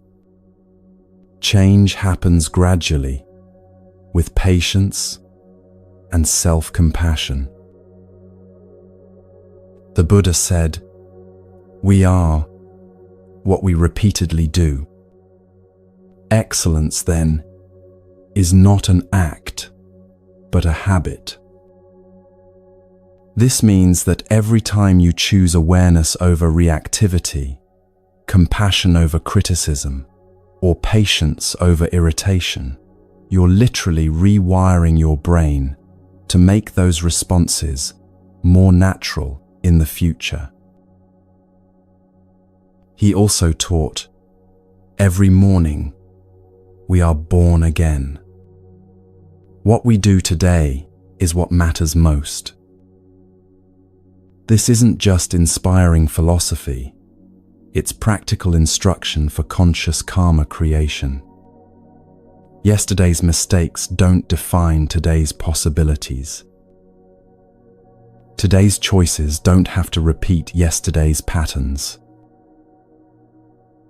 Another profound teaching says, if you want to know your past, look at your present condition. If you want to know your future, look at your present actions. This puts enormous power in your hands, while also encouraging honest self-reflection. Your current circumstances are the fruit of seeds you've been planting, consciously or unconsciously. And the seeds you're planting right now through your thoughts, words, and actions are creating the conditions you'll experience tomorrow. This doesn't mean that everything happening to you is directly caused by your personal actions. You exist within larger systems and communities, and sometimes you're affected by others' choices or by circumstances beyond anyone's control. The teaching about karma isn't meant to blame victims or suggest that people deserve their suffering. It's meant to empower you to take responsibility for the aspects of your life that you can influence. Working with karma consciously also involves understanding the ripple effects of your actions. When you plant seeds of kindness, those seeds don't just affect your immediate experience. They influence everyone you interact with, who then carry that energy into their other relationships.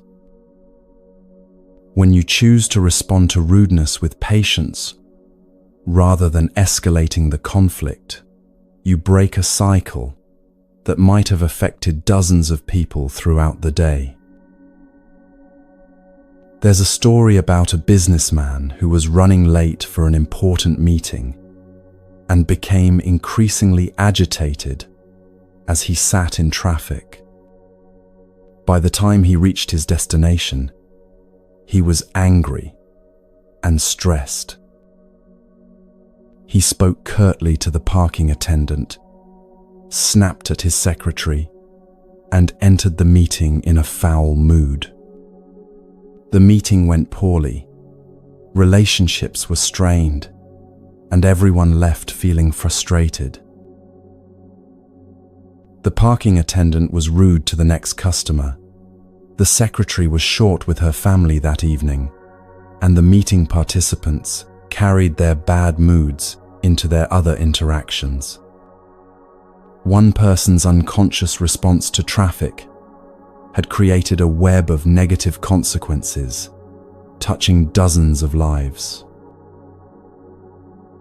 But the story could have unfolded very differently.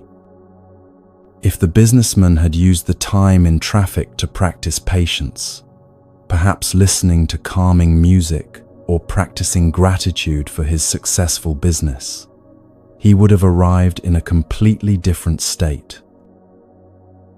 His calm presence might have brightened the parking attendant's day, created a more positive interaction with his secretary, and contributed to a productive meeting where everyone felt heard and valued. Those positive interactions would have rippled outward, creating a web of beneficial consequences instead.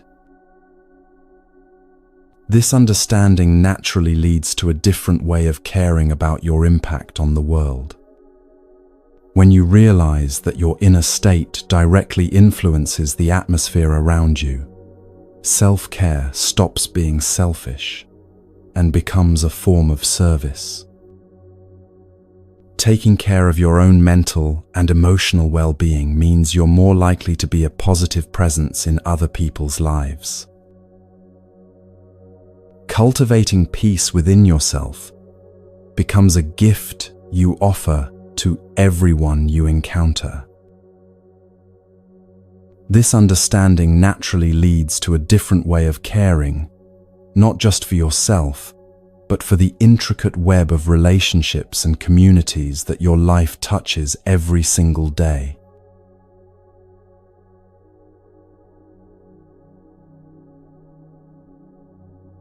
There's a profound misunderstanding about compassion that causes immense suffering in our world. Many people believe that truly caring for others means sacrificing themselves completely, pouring out their energy until they're empty, giving until it hurts, and then giving some more. They think that setting boundaries or taking care of their own needs somehow diminishes their love or makes them selfish. But this approach to caring, however well-intentioned, often creates the very opposite of what we're trying to achieve. When you give from a place of depletion, when you help others while neglecting yourself, when you say yes to every request while your own well-being crumbles, you're not actually offering genuine compassion. You're offering a performance of compassion that might look noble on the surface, but lacks the sustainable foundation that true service requires. It's like trying to water a garden from an empty well. The intention is beautiful, but the resources simply aren't there.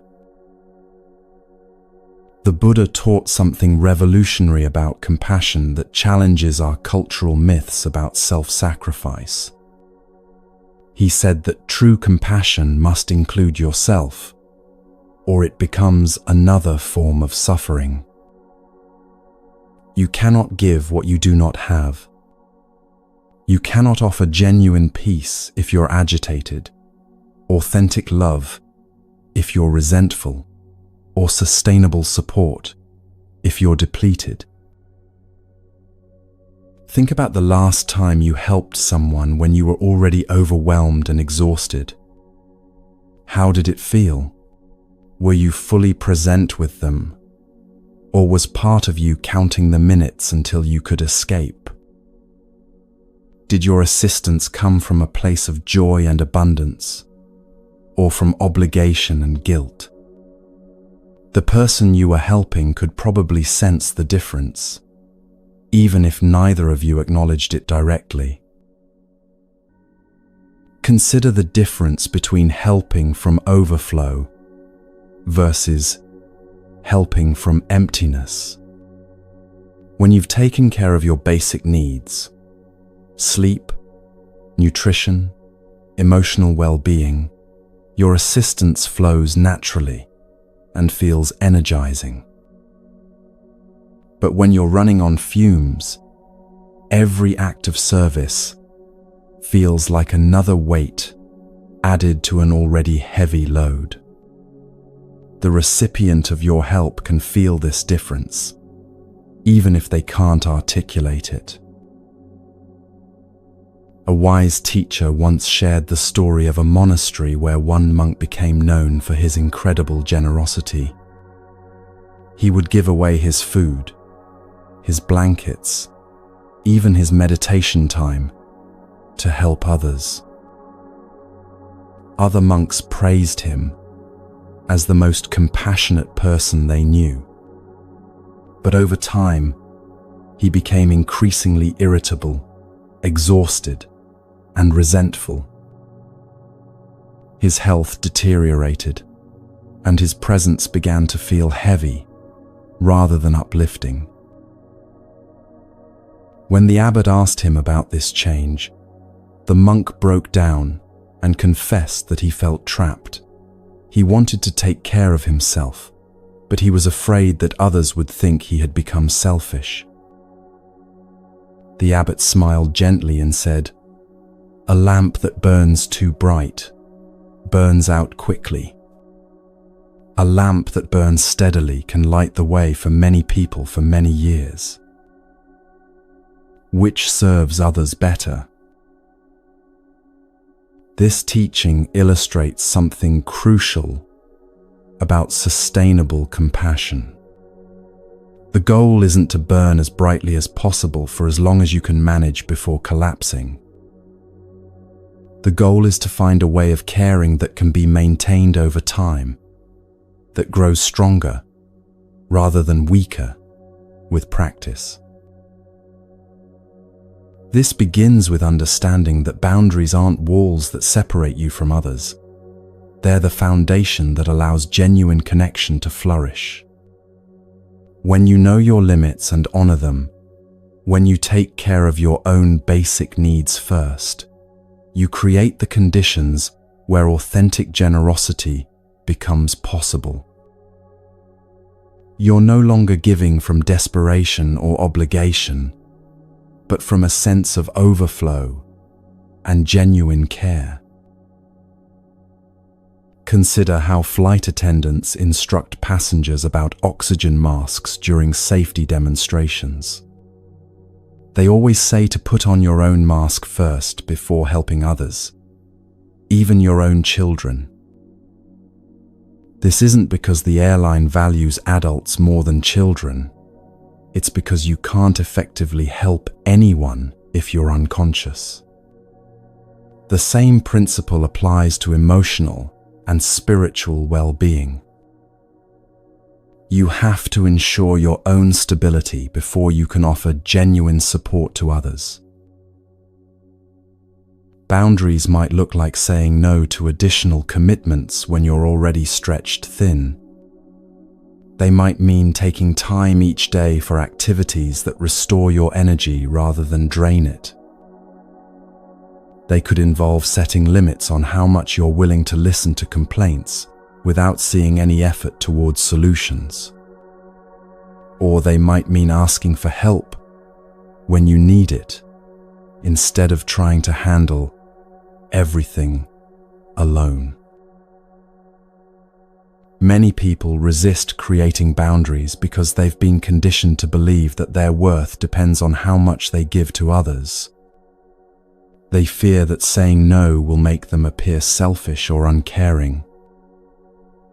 But authentic boundaries actually increase your capacity for genuine love because they ensure you're giving from a full cup rather than an empty one. The Buddhist practice of Tonglen offers a beautiful way to work with suffering, both your own and others, without becoming overwhelmed by it. Tonglen means giving and taking in Tibetan, and it involves a specific breathing practice that cultivates genuine compassion while maintaining inner stability. In Tonglen practice, you intentionally breathe in the suffering you encounter, your own pain, the distress of someone you're trying to help, or even the general suffering you see in the world. But instead of letting that suffering overwhelm you or trying to push it away, you transform it through your compassionate heart and breathe out relief, healing, and peace.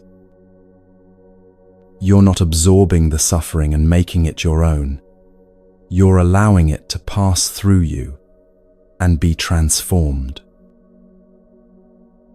This might seem counterintuitive at first.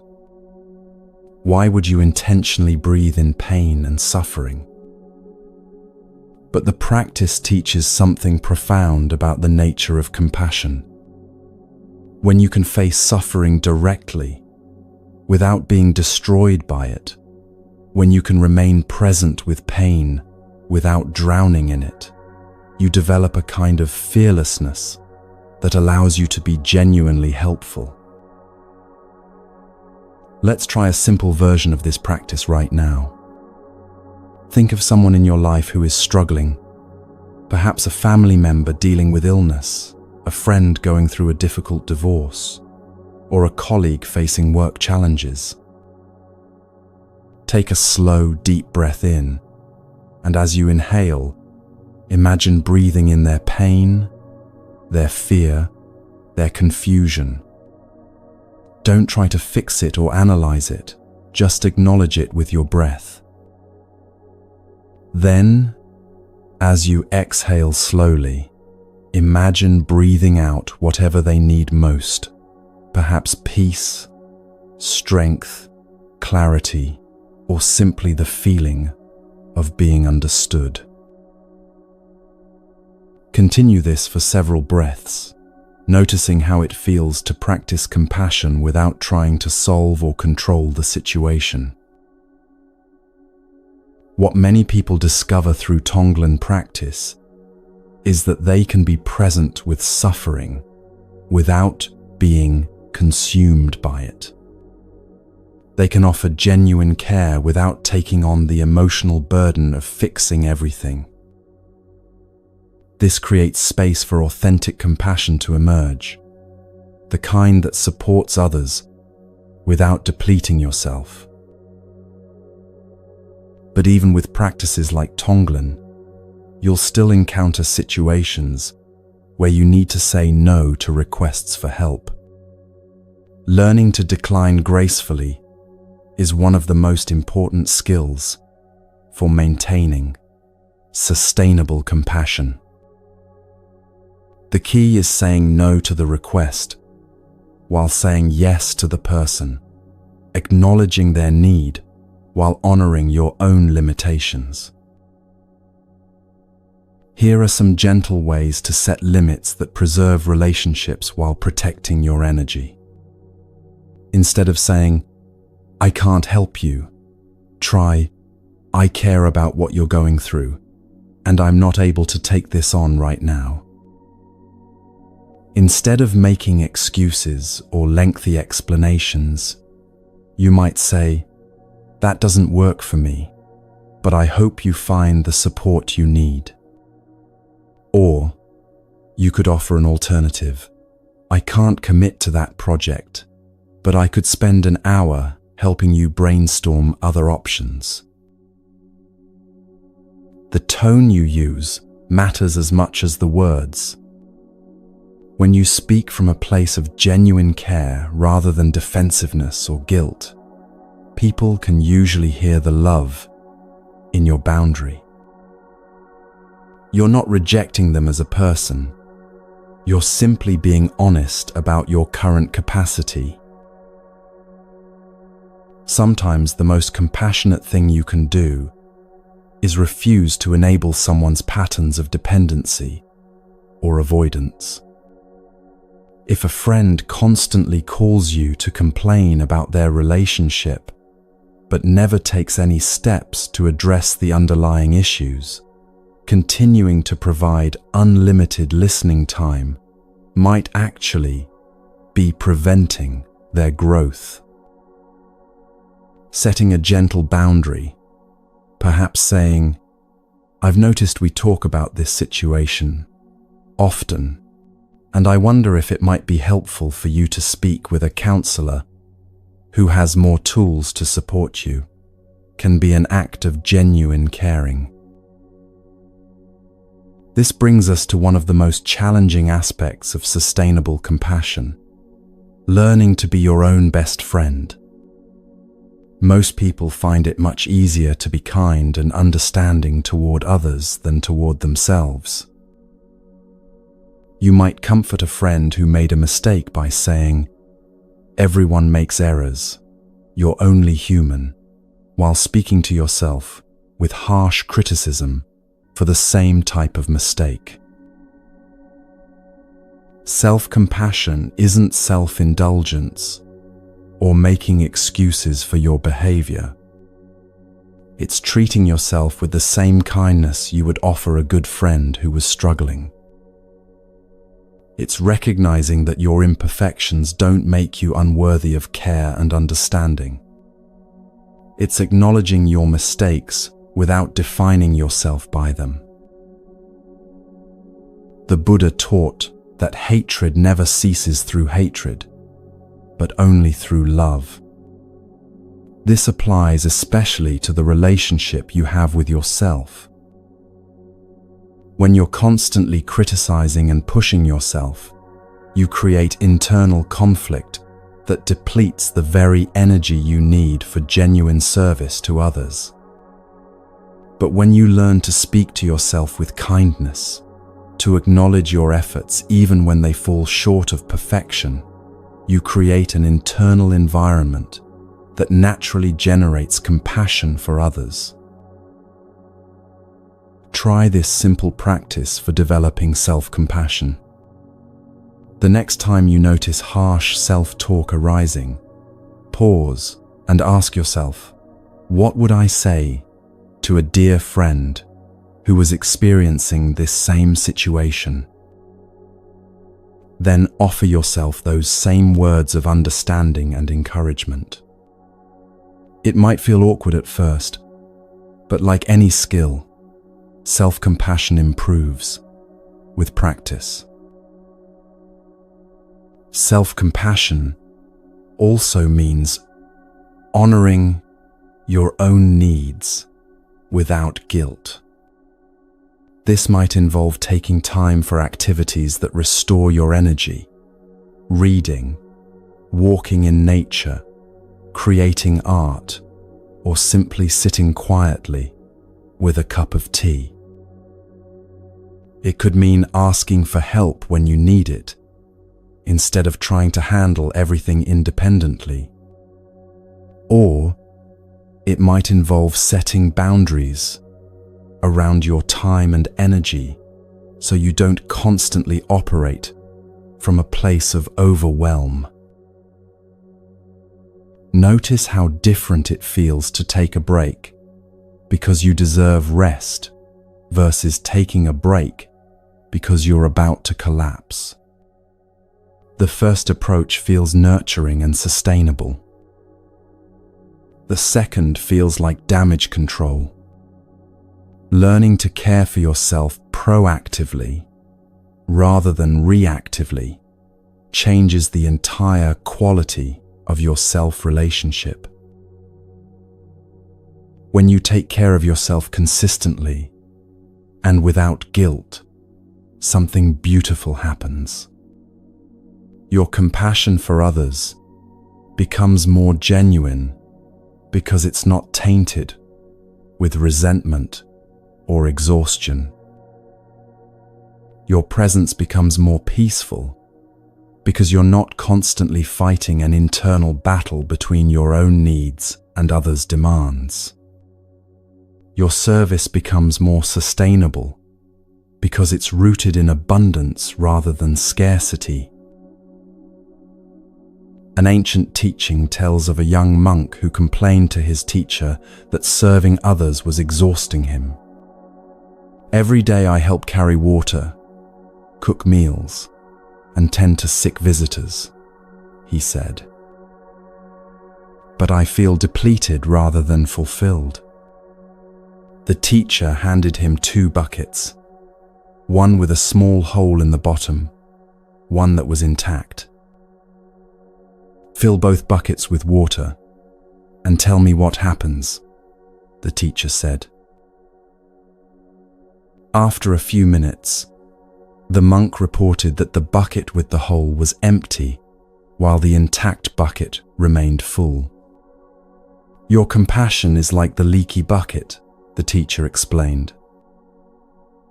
"Until you repair the hole by caring for yourself with the same attention you give to others, you'll never have enough water to share." This teaching points to something crucial about sustainable service. The goal isn't to become a bottomless well of giving, always depleting yourself for others. The goal is to become like a healthy spring that naturally overflows because it's connected to a constant source of renewal. Creating sustainable compassion also means choosing your service consciously rather than saying yes to everything out of guilt or habit. You have limited time and energy, and using them wisely means being selective about where you direct your care. This doesn't make you selfish. It makes you strategic about how to have the greatest positive impact. Some people thrive when helping with practical tasks like cooking or organizing. Others are gifted at providing emotional support through listening and presence. Still, others might contribute best through their professional skills, creative talents, or financial resources. Knowing your unique gifts and focusing your service in those areas allows you to help more effectively while feeling energized rather than drained. You might also notice that certain types of people or situations consistently leave you feeling depleted, while others feel manageable or even energizing. This information can guide you in making conscious choices about where to invest your compassionate energy. It's not about avoiding all difficult situations, but about recognizing your limits and working within them skillfully. Sometimes sustainable compassion means saying, "I'm not the right person to help with this, but let me connect you with someone who would be perfect for what you need." Sometimes it means offering a different kind of support than what's being requested. And sometimes it means being honest that you're not available to help right now, while leaving the door open for future support when your circumstances change. The Buddhist concept of right action applies beautifully to compassionate service. Right action isn't about following rigid rules. It's about responding to each situation with wisdom and awareness. Sometimes the most loving response is to jump in and help immediately. Sometimes it's to step back and allow someone to develop their own strength. Sometimes it's to refer them to more appropriate resources.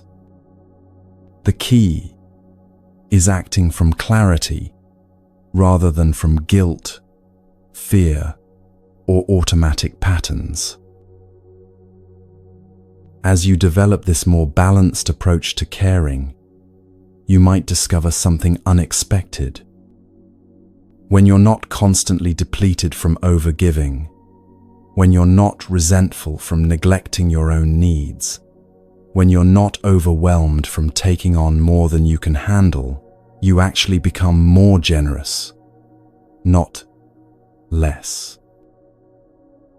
Your compassion becomes more genuine, your presence more peaceful, your service more effective. People begin to seek you out not because you'll solve all their problems, but because you offer something increasingly rare in our world, the gift of calm, grounded presence. You become someone who can be with others in their pain without adding your own anxiety to the situation. You offer support that empowers rather than enables, care that strengthens rather than weakens. This balanced way of being leads us to discover something revolutionary about having less, needing less, and finding freedom in the beautiful simplicity of a life well lived.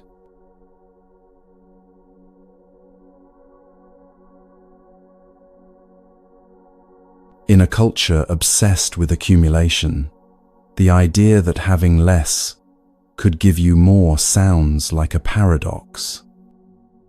Yet this counterintuitive truth lies at the heart of one of humanity's most profound discoveries about happiness and freedom.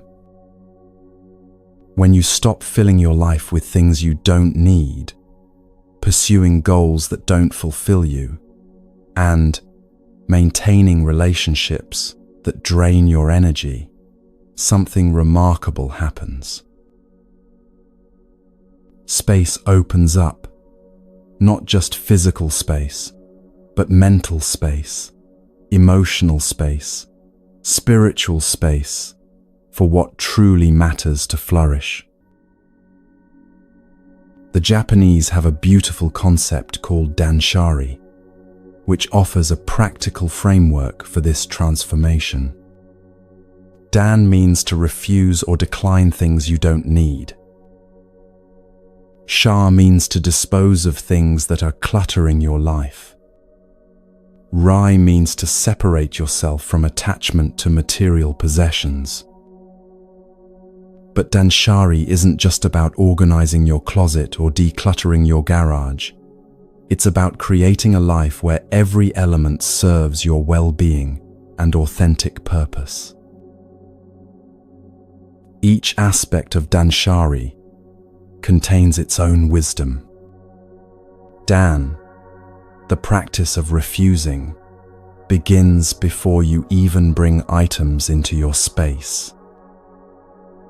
It means developing the strength to say no to free samples that become clutter, gifts that don't align with your lifestyle, and purchases that appeal to who you think you should be, rather than who you actually are. This refusal isn't about being ungrateful or rigid. It's about honoring your space and your peace of mind enough to protect them from unnecessary accumulation. Shah, the practice of disposing, requires both courage and compassion. Many people struggle to release possessions because each item carries a story, a memory, or a fantasy about future use. The wedding dress you'll never wear again, the expensive exercise equipment gathering dust, the books you bought with good intentions but no realistic plan to read. Learning to let go of these items means releasing not just the objects themselves, but the versions of yourself they represent. The practice of non-attachment transforms your relationship with ownership itself. Instead of accumulating possessions as symbols of security or success, you begin to see them simply as tools that serve specific purposes. When something no longer serves its purpose, you can release it without trauma because your identity isn't wrapped up in your possessions. Most people think minimalism means living in stark, empty spaces with only the bare necessities. But true simplicity isn't about deprivation, it's about discernment. It's about surrounding yourself only with things that add genuine value to your life, while releasing everything that creates burden, distraction, or stress. When you apply this principle consistently, you discover that you can live richly with far less than you ever imagined. Consider how much mental energy you spend managing your possessions. Every item you own requires some degree of attention: where to store it, how to maintain it, whether to repair or replace it when it breaks.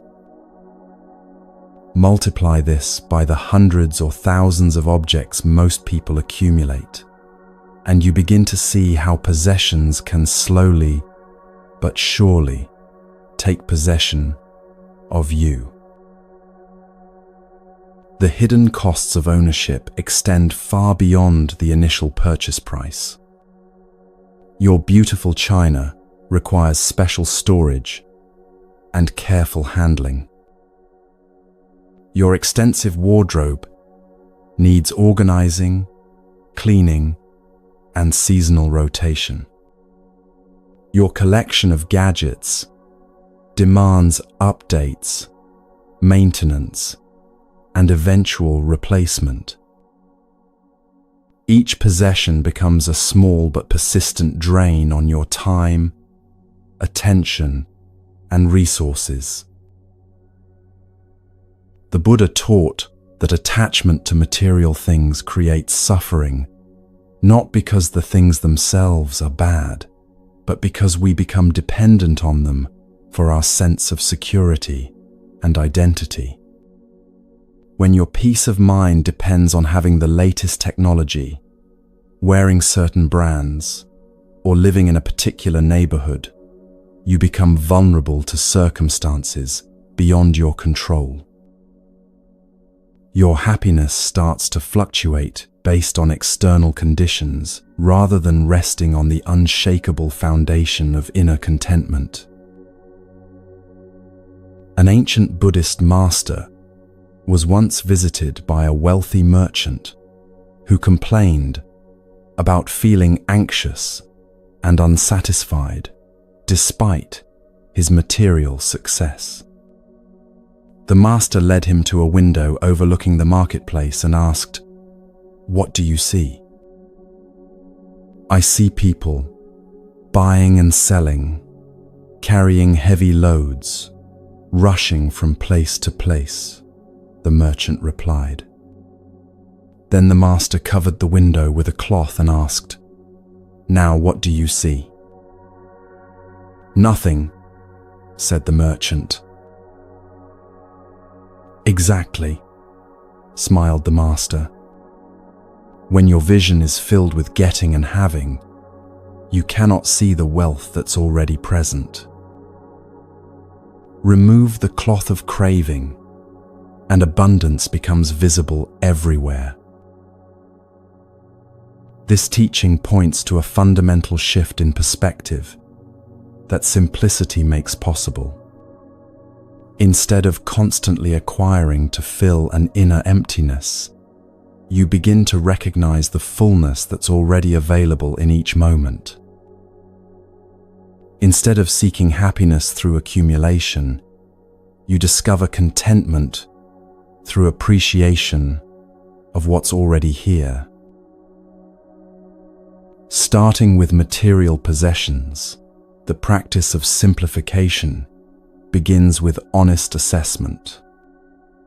Walk through your living space and notice how many items you actually use regularly versus how many are simply taking up space.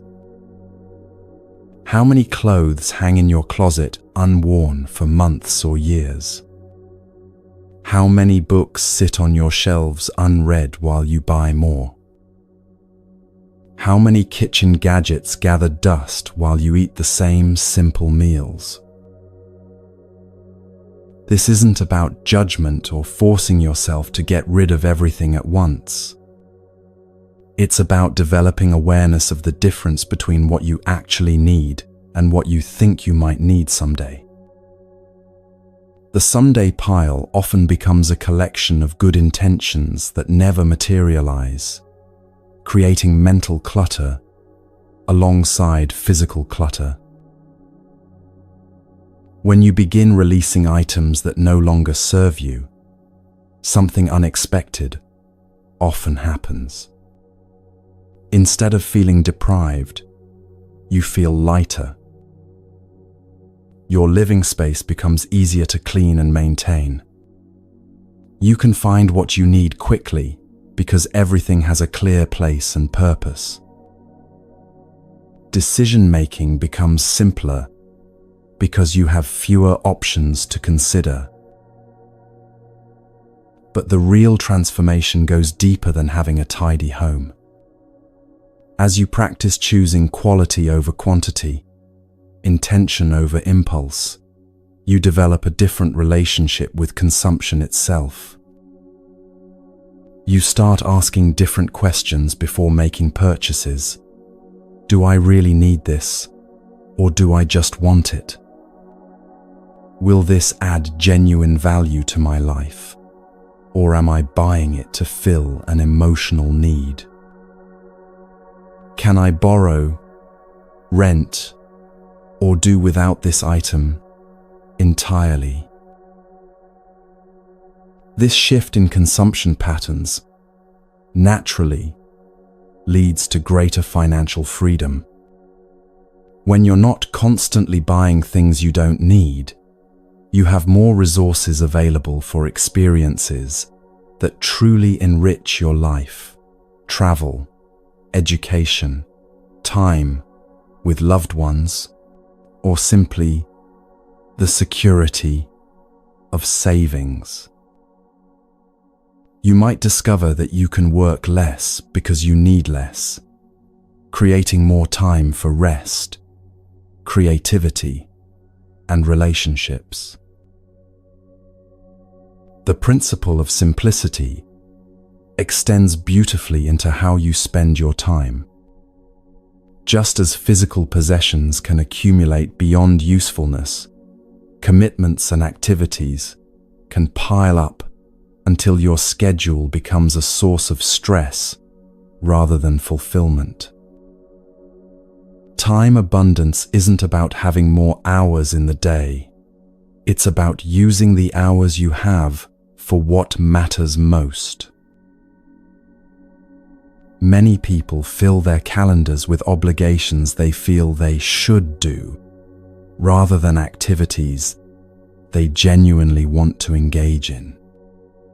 They say yes to every social invitation, volunteer for every cause, and sign up for activities that sound good in theory, but drain their energy in practice. This approach to time often leaves people feeling busy but not productive, active but not fulfilled. The modern addiction to busyness often masks a deeper fear of stillness or emptiness. People schedule every moment because they're uncomfortable with unstructured time, afraid of what might arise in the silence. But this constant activity prevents the kind of deep rest and reflection that allow wisdom and creativity to emerge. True productivity often requires periods of apparent non-productivity, time for ideas to percolate, for the mind to process experiences, for the body to restore itself. Simplifying your schedule requires the same kind of honest assessment you might apply to your possessions. Which activities energize you and which deplete you? Which commitments align with your deepest values and which are based on guilt, fear, or social pressure? What would you do with your time if you weren't trying to please everyone or prove your worth through constant activity? The Buddhist concept of right livelihood applies not just to your work, but to how you spend all your time. Right livelihood means engaging in activities that support your well-being and the well-being of others, while avoiding those that create harm or unnecessary suffering. When you apply this principle to your daily choices, you naturally gravitate towards simplicity because complex, stressful lifestyles rarely support genuine well-being. Creating time abundance might mean saying no to social events that you attend out of obligation rather than joy. It could involve setting boundaries around work hours, so you have space for rest and reflection. It might mean choosing one or two activities to pursue deeply, rather than sampling everything superficially. The goal isn't to become inactive or antisocial, but to ensure that your time is spent in ways that nourish rather than drain you. This selective approach to time naturally extends to relationships as well. In our interconnected world, it's easy to maintain hundreds of shallow connections through social media while neglecting the deeper relationships that truly sustain us. Simplicity in relationships doesn't mean becoming a hermit. It means investing your emotional energy in connections that are mutual, supportive, and authentic. Consider the difference between having 200 social media friends you barely know versus having 10 close friends who truly understand and support you. Which scenario provides more genuine connection and emotional nourishment? Quality relationships require time, attention, and emotional investment. When you spread yourself too thin across too many superficial connections, you may find that none of your relationships feel deeply satisfying. A Zen master once compared relationships to tending a garden. You could scatter seeds everywhere and hope something grows, he said. But the wise gardener chooses a smaller plot and tends it with care. The harvest from well-tended soil will always be richer than what grows wild in untended ground. This doesn't mean being exclusive or unkind to people outside your inner circle. It means recognizing that your emotional energy is precious and finite, and choosing to invest it where it can create the most mutual growth and joy. It means being present and genuine in the relationships you do maintain rather than trying to be everything to everyone. Simplifying relationships might involve having honest conversations about what you need from each other. It could mean spending more one-on-one time with people you care about, rather than only seeing them in group settings. It might involve stepping back from relationships that consistently drain your energy without offering reciprocal support. As you practice simplicity in possessions, time, and relationships, you begin to discover something profound about contentment. Happiness doesn't come from having more. It comes from appreciating what you already have. This isn't just positive thinking or forced gratitude. It's a fundamental shift in how you perceive wealth and abundance. When your life isn't cluttered with excess possessions, overwhelming schedules, and draining relationships, you have the mental space to notice the richness that was always present. You begin to savor your morning coffee instead of rushing through it. You appreciate the comfort of your home rather than constantly thinking about how to improve it. You enjoy conversations with friends instead of worrying about the next social obligation. The Buddha taught that contentment is the greatest wealth. This profound truth becomes experientially real when you practice voluntary simplicity.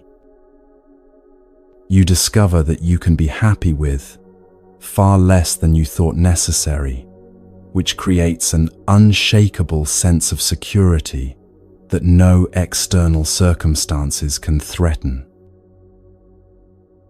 This contentment isn't complacency or lack of ambition.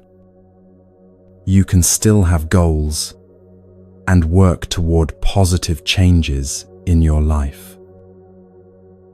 But your peace of mind no longer depends on achieving those goals. Your sense of worth isn't tied to your accomplishments or possessions. You can engage fully with life while holding your attachments lightly.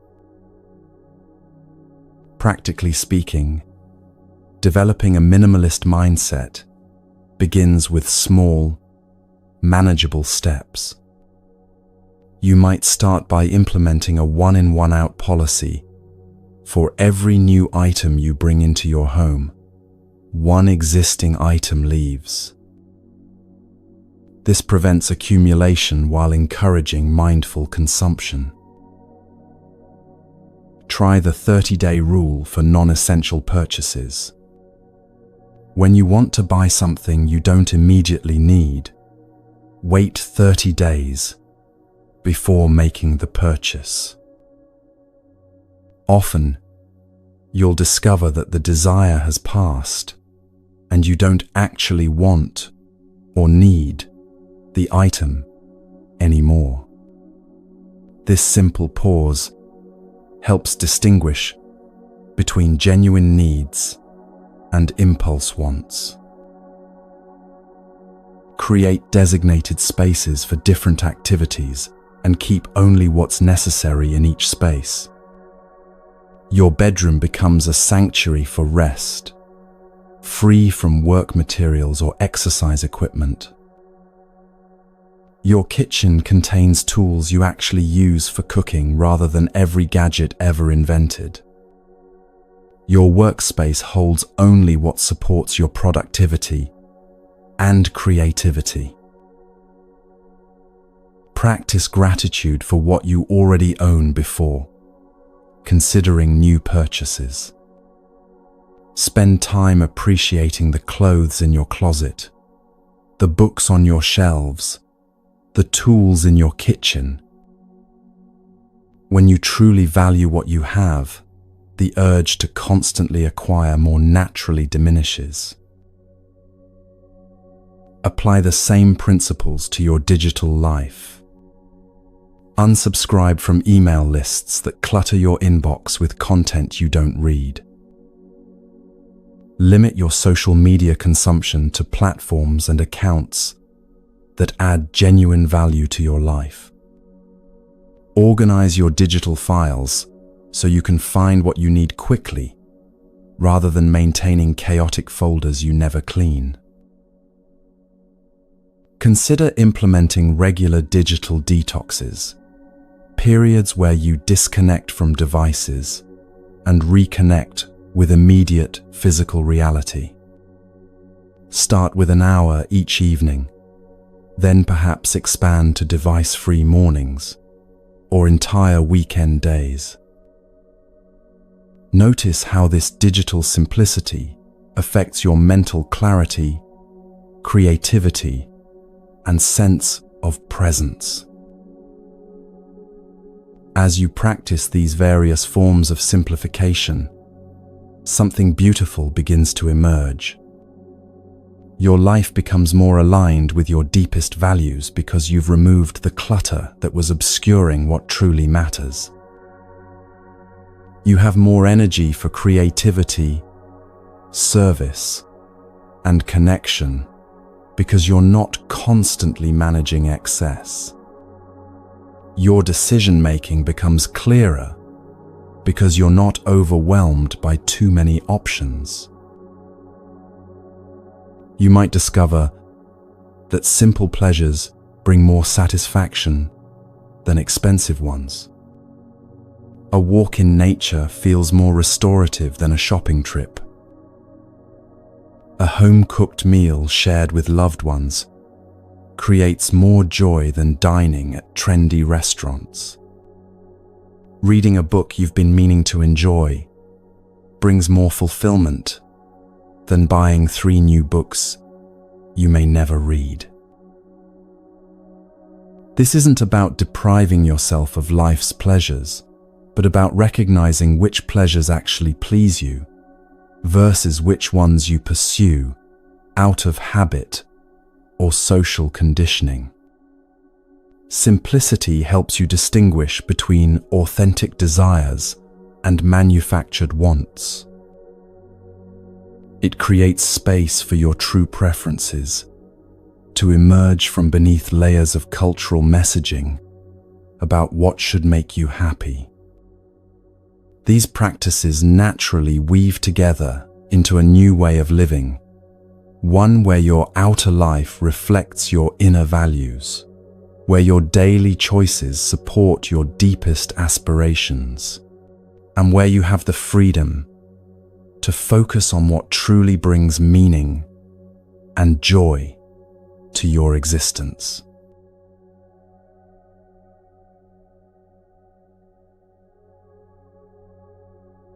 After this journey through ancient wisdom and timeless practices, you might be wondering how to carry these insights into the beautiful complexity of your everyday life. The truth is, transformation doesn't happen through grand gestures or perfect execution of elaborate spiritual routines. It happens through small, consistent choices that gradually reshape how you move through each ordinary day. Every morning offers a fresh opportunity to practice what you've learned.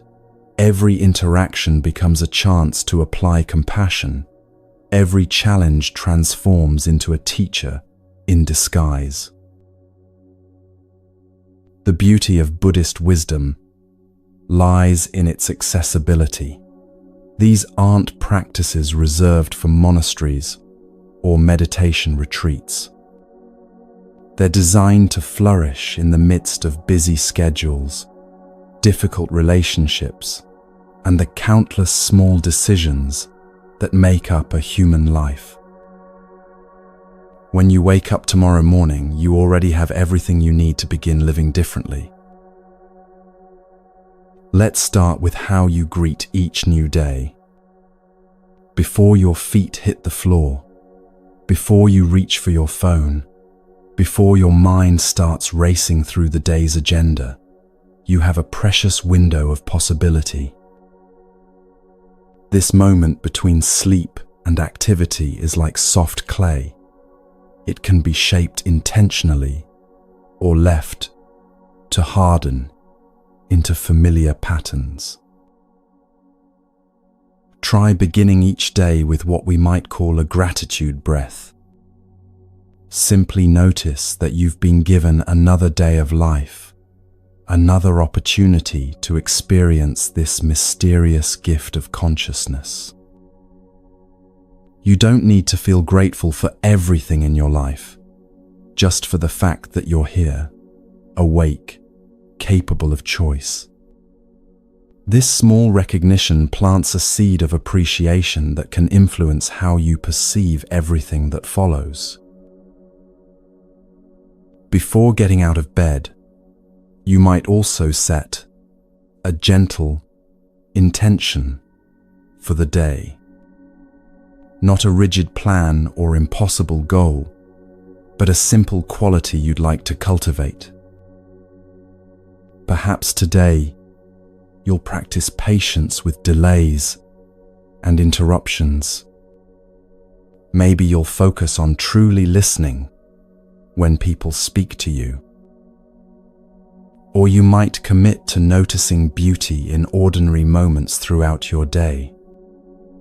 This intention becomes like a thread weaving through your experiences, giving them coherence and purpose. As you move through your morning routine, experiment with presence rather than autopilot.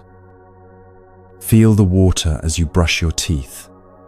Taste your breakfast instead of scrolling through news. Notice your body as you get dressed. These aren't additional tasks to add to your routine. They're ways of inhabiting the tasks you're already doing with greater awareness. Consider turning your shower into a brief meditation. Feel the temperature of the water. Notice how it sounds as it hits your skin. Appreciate the simple luxury of being clean and comfortable. Let the water wash away not just physical dirt, but also the mental residue from yesterday, old worries, lingering resentments, anxiety about what's ahead. Step out feeling refreshed, not just physically, but emotionally and spiritually as well. Your morning beverage becomes another opportunity for mindful practice. Whether you drink coffee, tea, or something else entirely, let this be a moment of pure appreciation. Notice the aroma. Feel the warmth of the cup in your hands. Taste the first sip, slowly and deliberately.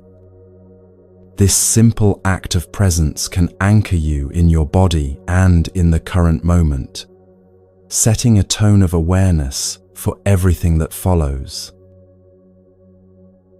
When you step into your workday, you enter a perfect laboratory for practicing Buddhist principles. Your workplace likely contains every variety of human behavior: impatience, kindness, frustration, cooperation, competition, generosity. Each interaction offers an opportunity to practice what you've learned about letting go, staying present, and responding rather than reacting. Consider how you might apply conscious karma in your professional life. Every email you send plants seeds in someone's day. Will they be seeds of clarity or confusion, helpfulness or irritation? Every conversation you have influences the atmosphere around you. Are you contributing to stress and negativity, or are you offering calm presence and genuine attention?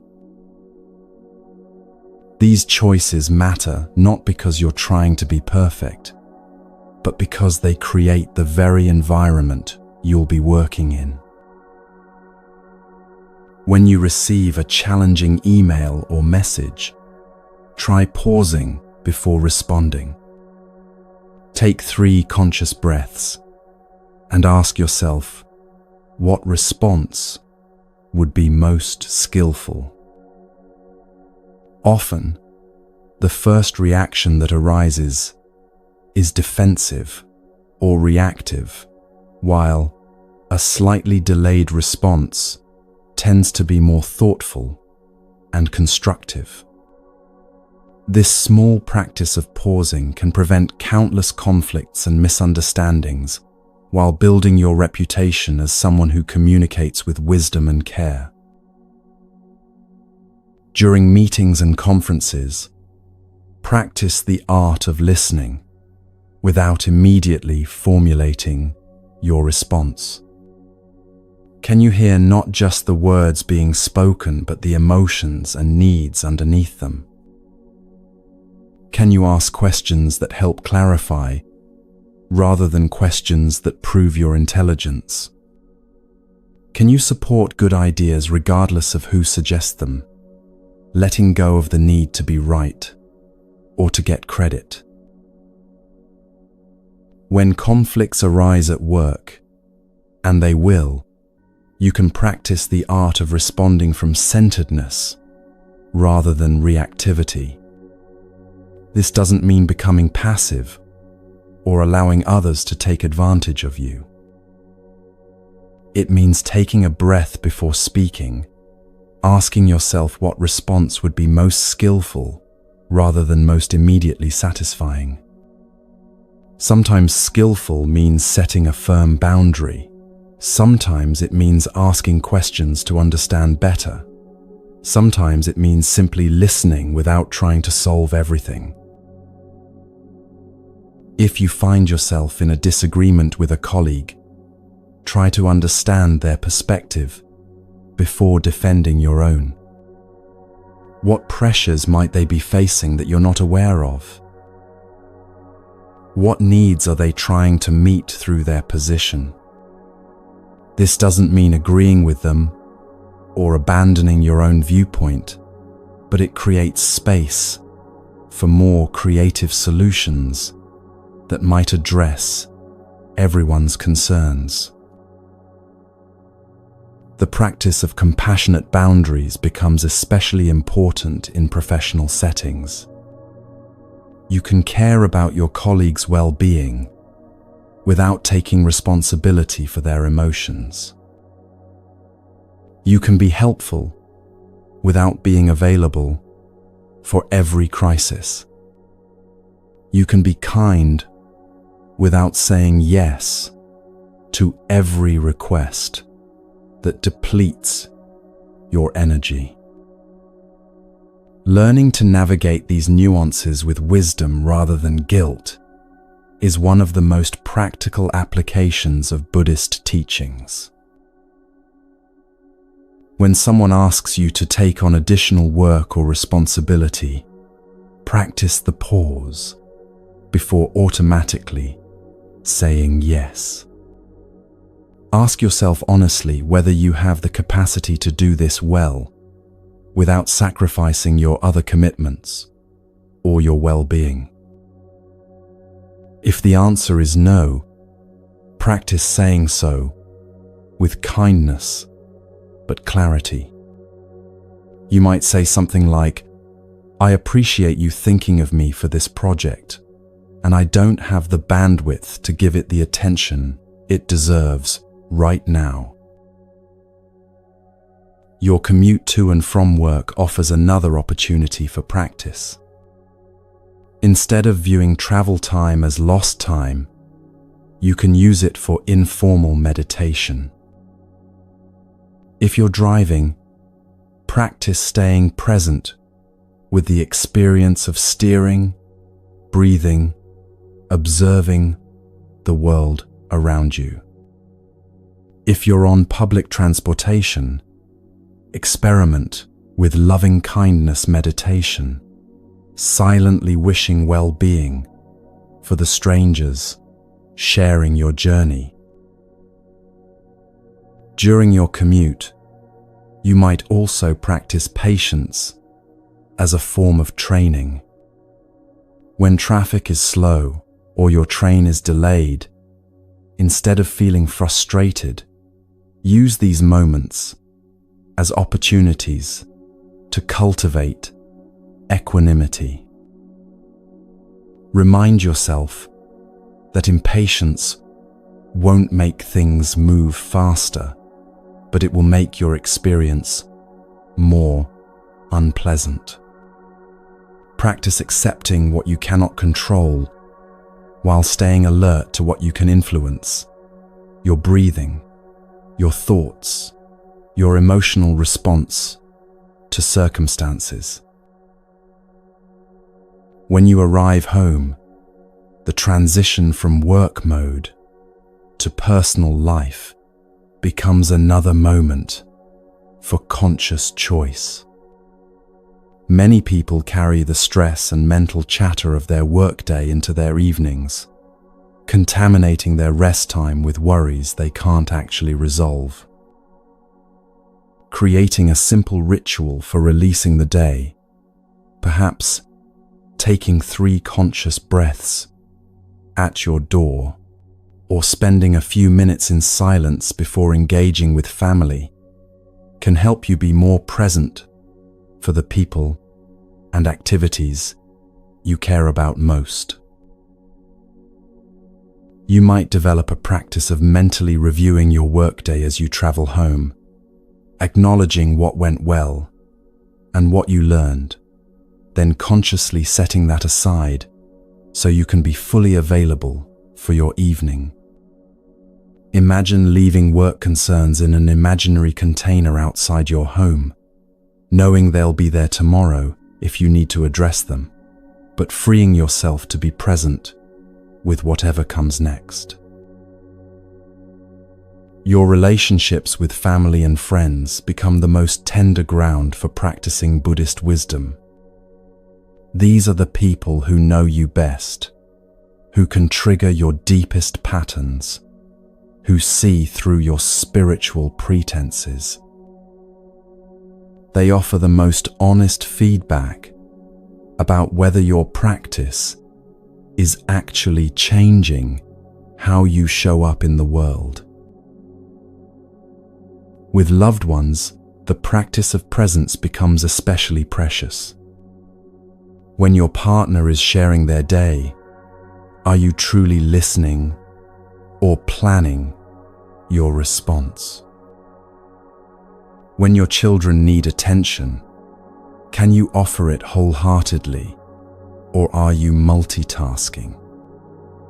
When friends reach out for support, are you present with their experience or trying to fix their problems? Practice giving people the gift of your full attention during conversations. Put away devices, make eye contact, listen not just to their words, but to the feelings underneath. Often, people don't need advice as much as they need to feel heard and understood. Your presence becomes a form of love that costs nothing but means everything.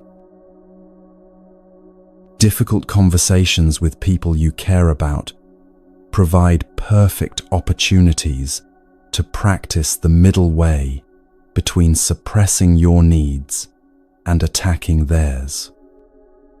You can be honest about your feelings without making others responsible for them. You can ask for what you need without demanding that others provide it. You can set boundaries without building walls. These skills develop gradually through patient practice, not through trying to get them right the first time. When tensions arise in your household, try speaking from your own experience rather than making judgments about others' behavior. Instead of saying, "You never listen to me," try, "I feel unheard when I'm interrupted." Instead of, "You're being unreasonable," try, "I'm having trouble understanding your perspective." This subtle shift in language often diffuses defensiveness and opens space for actual communication. As evening approaches, consider developing practices that help you wind down and reflect on the day. This might involve journaling about moments of gratitude, challenges that taught you something, or intentions for tomorrow. Or you might prefer a simple meditation, focusing on your breath and letting the day's experiences settle naturally. Before sleep, practice releasing the day completely. Whatever happened, whatever you accomplished or failed to accomplish, whatever you're worried about for tomorrow, let it all go as you prepare for rest. Trust that your mind and body know how to restore themselves during sleep, and that tomorrow will bring fresh energy and new possibilities. When challenges arise, and they will, you can use them as invitations to practice, rather than obstacles to your peace. The unexpected expense, the difficult diagnosis, the relationship conflict, the job uncertainty, these situations test whether your spiritual insights can weather real stress. This isn't about pretending to be grateful for difficulties or suppressing your natural responses to hardship. It's about remembering that your peace doesn't depend on everything going smoothly, and that you have resources for dealing with whatever arises. When facing a significant challenge, try breaking it down into what you can control and what you cannot. Focus your energy on the aspects within your influence, while practicing acceptance of what lies beyond your control. This isn't passive resignation, but active wisdom, choosing where to direct your limited resources for maximum effectiveness. One of the most important practices for sustaining this way of life is releasing perfectionism about your spiritual progress. You will have days when you forget everything you've learned and react from old patterns. You will catch yourself being impatient, judgmental, or defensive despite your best intentions. This doesn't mean you're failing. It means you're human. The practice is in noticing when you've strayed from your intentions and gently redirecting yourself without self-punishment. Think of your spiritual practice like learning to play a musical instrument. Some days your practice session will feel inspired and flowing. Other days, your fingers will feel clumsy and nothing will sound right. But consistency matters more than perfection. The person who practices for 15 minutes daily for a year will progress far more than someone who practices for 3 hours once a month. This brings us to something beautiful about walking this path. You don't have to walk it alone. Around the world, millions of people are exploring these same questions, practicing these same principles, navigating the same challenges of applying ancient wisdom to modern life. Finding community with others on similar journeys can provide encouragement, inspiration, and the kind of friendship that supports your deepest growth. Look for people in your daily life who share these values, even if they use different language to describe them. The coworker who remains calm under pressure, the neighbor who speaks kindly about everyone, the friend who listens without trying to solve your problems. These people are practicing wisdom, whether they call it Buddhist or not. You can learn from their examples and offer your own growing wisdom in return. If you feel drawn to deepen your understanding, consider exploring local meditation groups, philosophy, discussion circles, or online communities focused on mindful living.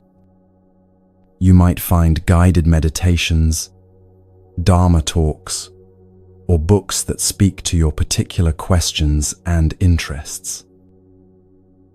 But remember that the most profound teachings often come through your own direct experience rather than through accumulating more information. Share what you're learning with others, but do so through your actions more than your words. People are more likely to be inspired by your growing peace and kindness than by your explanations of Buddhist concepts. Let your life become your teaching, your presence become your gift to the world. As you continue this journey, be patient with yourself and trust the process. The changes that matter most happen gradually, often so subtly that you don't notice them until you look back and realize how much has shifted. One day, you might find that you no longer get as upset about things that used to ruin your entire day. You might notice that difficult people don't trigger you the way they once did. You might discover that you're naturally more generous, more patient, more present, without having to force these qualities. The path of awakening isn't a destination you reach, but a way of traveling through life. Every day offers fresh opportunities to practice letting go, staying present, acting with compassion, and choosing wisdom over reactivity. Some days will feel easier than others, and that's perfectly natural. If you take only one thing from this time we've spent together, let it be this: you already have everything you need for a life of greater peace, deeper love, and authentic freedom. These aren't distant goals requiring years of preparation. They're possibilities available in this very moment, through the choices you make right now. The breath you're taking as you listen to these words is happening in the eternal present where all peace resides. The awareness that notices your thoughts is the same awareness that can choose which thoughts to follow. The heart that can feel compassion for others can learn to extend that same compassion to yourself. Tomorrow morning, when you wake up, you'll have another opportunity to practice what we've explored together. You don't have to remember everything perfectly or implement every suggestion immediately. Just choose one small way to bring more awareness, more kindness, or more peace into your day. Let that choice grow naturally into larger changes in its own time. The world needs people who are committed to waking up, to choosing love over fear, presence over distraction, wisdom over reactivity. By walking this path yourself, you become part of an ancient lineage of human beings dedicated to reducing suffering and increasing happiness for all beings. Your personal transformation ripples outward in ways you may never fully know, touching lives and creating positive change far beyond what you can see. As we come to the end of this particular journey together, take a moment to appreciate how far you've traveled. You've given yourself the gift of these hours, this attention, this openness to learning and growing. That willingness to show up for your own development is a form of love. Love for yourself, love for the people your growth will benefit, love for the world that needs your particular contribution. If this exploration has resonated with you, share where you're listening from in the comments below. Let others know which teaching spoke most deeply to you, which practice you're excited to try, or simply that you're grateful to be part of this global community of people committed to conscious living. Your words might be exactly what someone else needs to hear today. May you find peace in the midst of life's inevitable changes.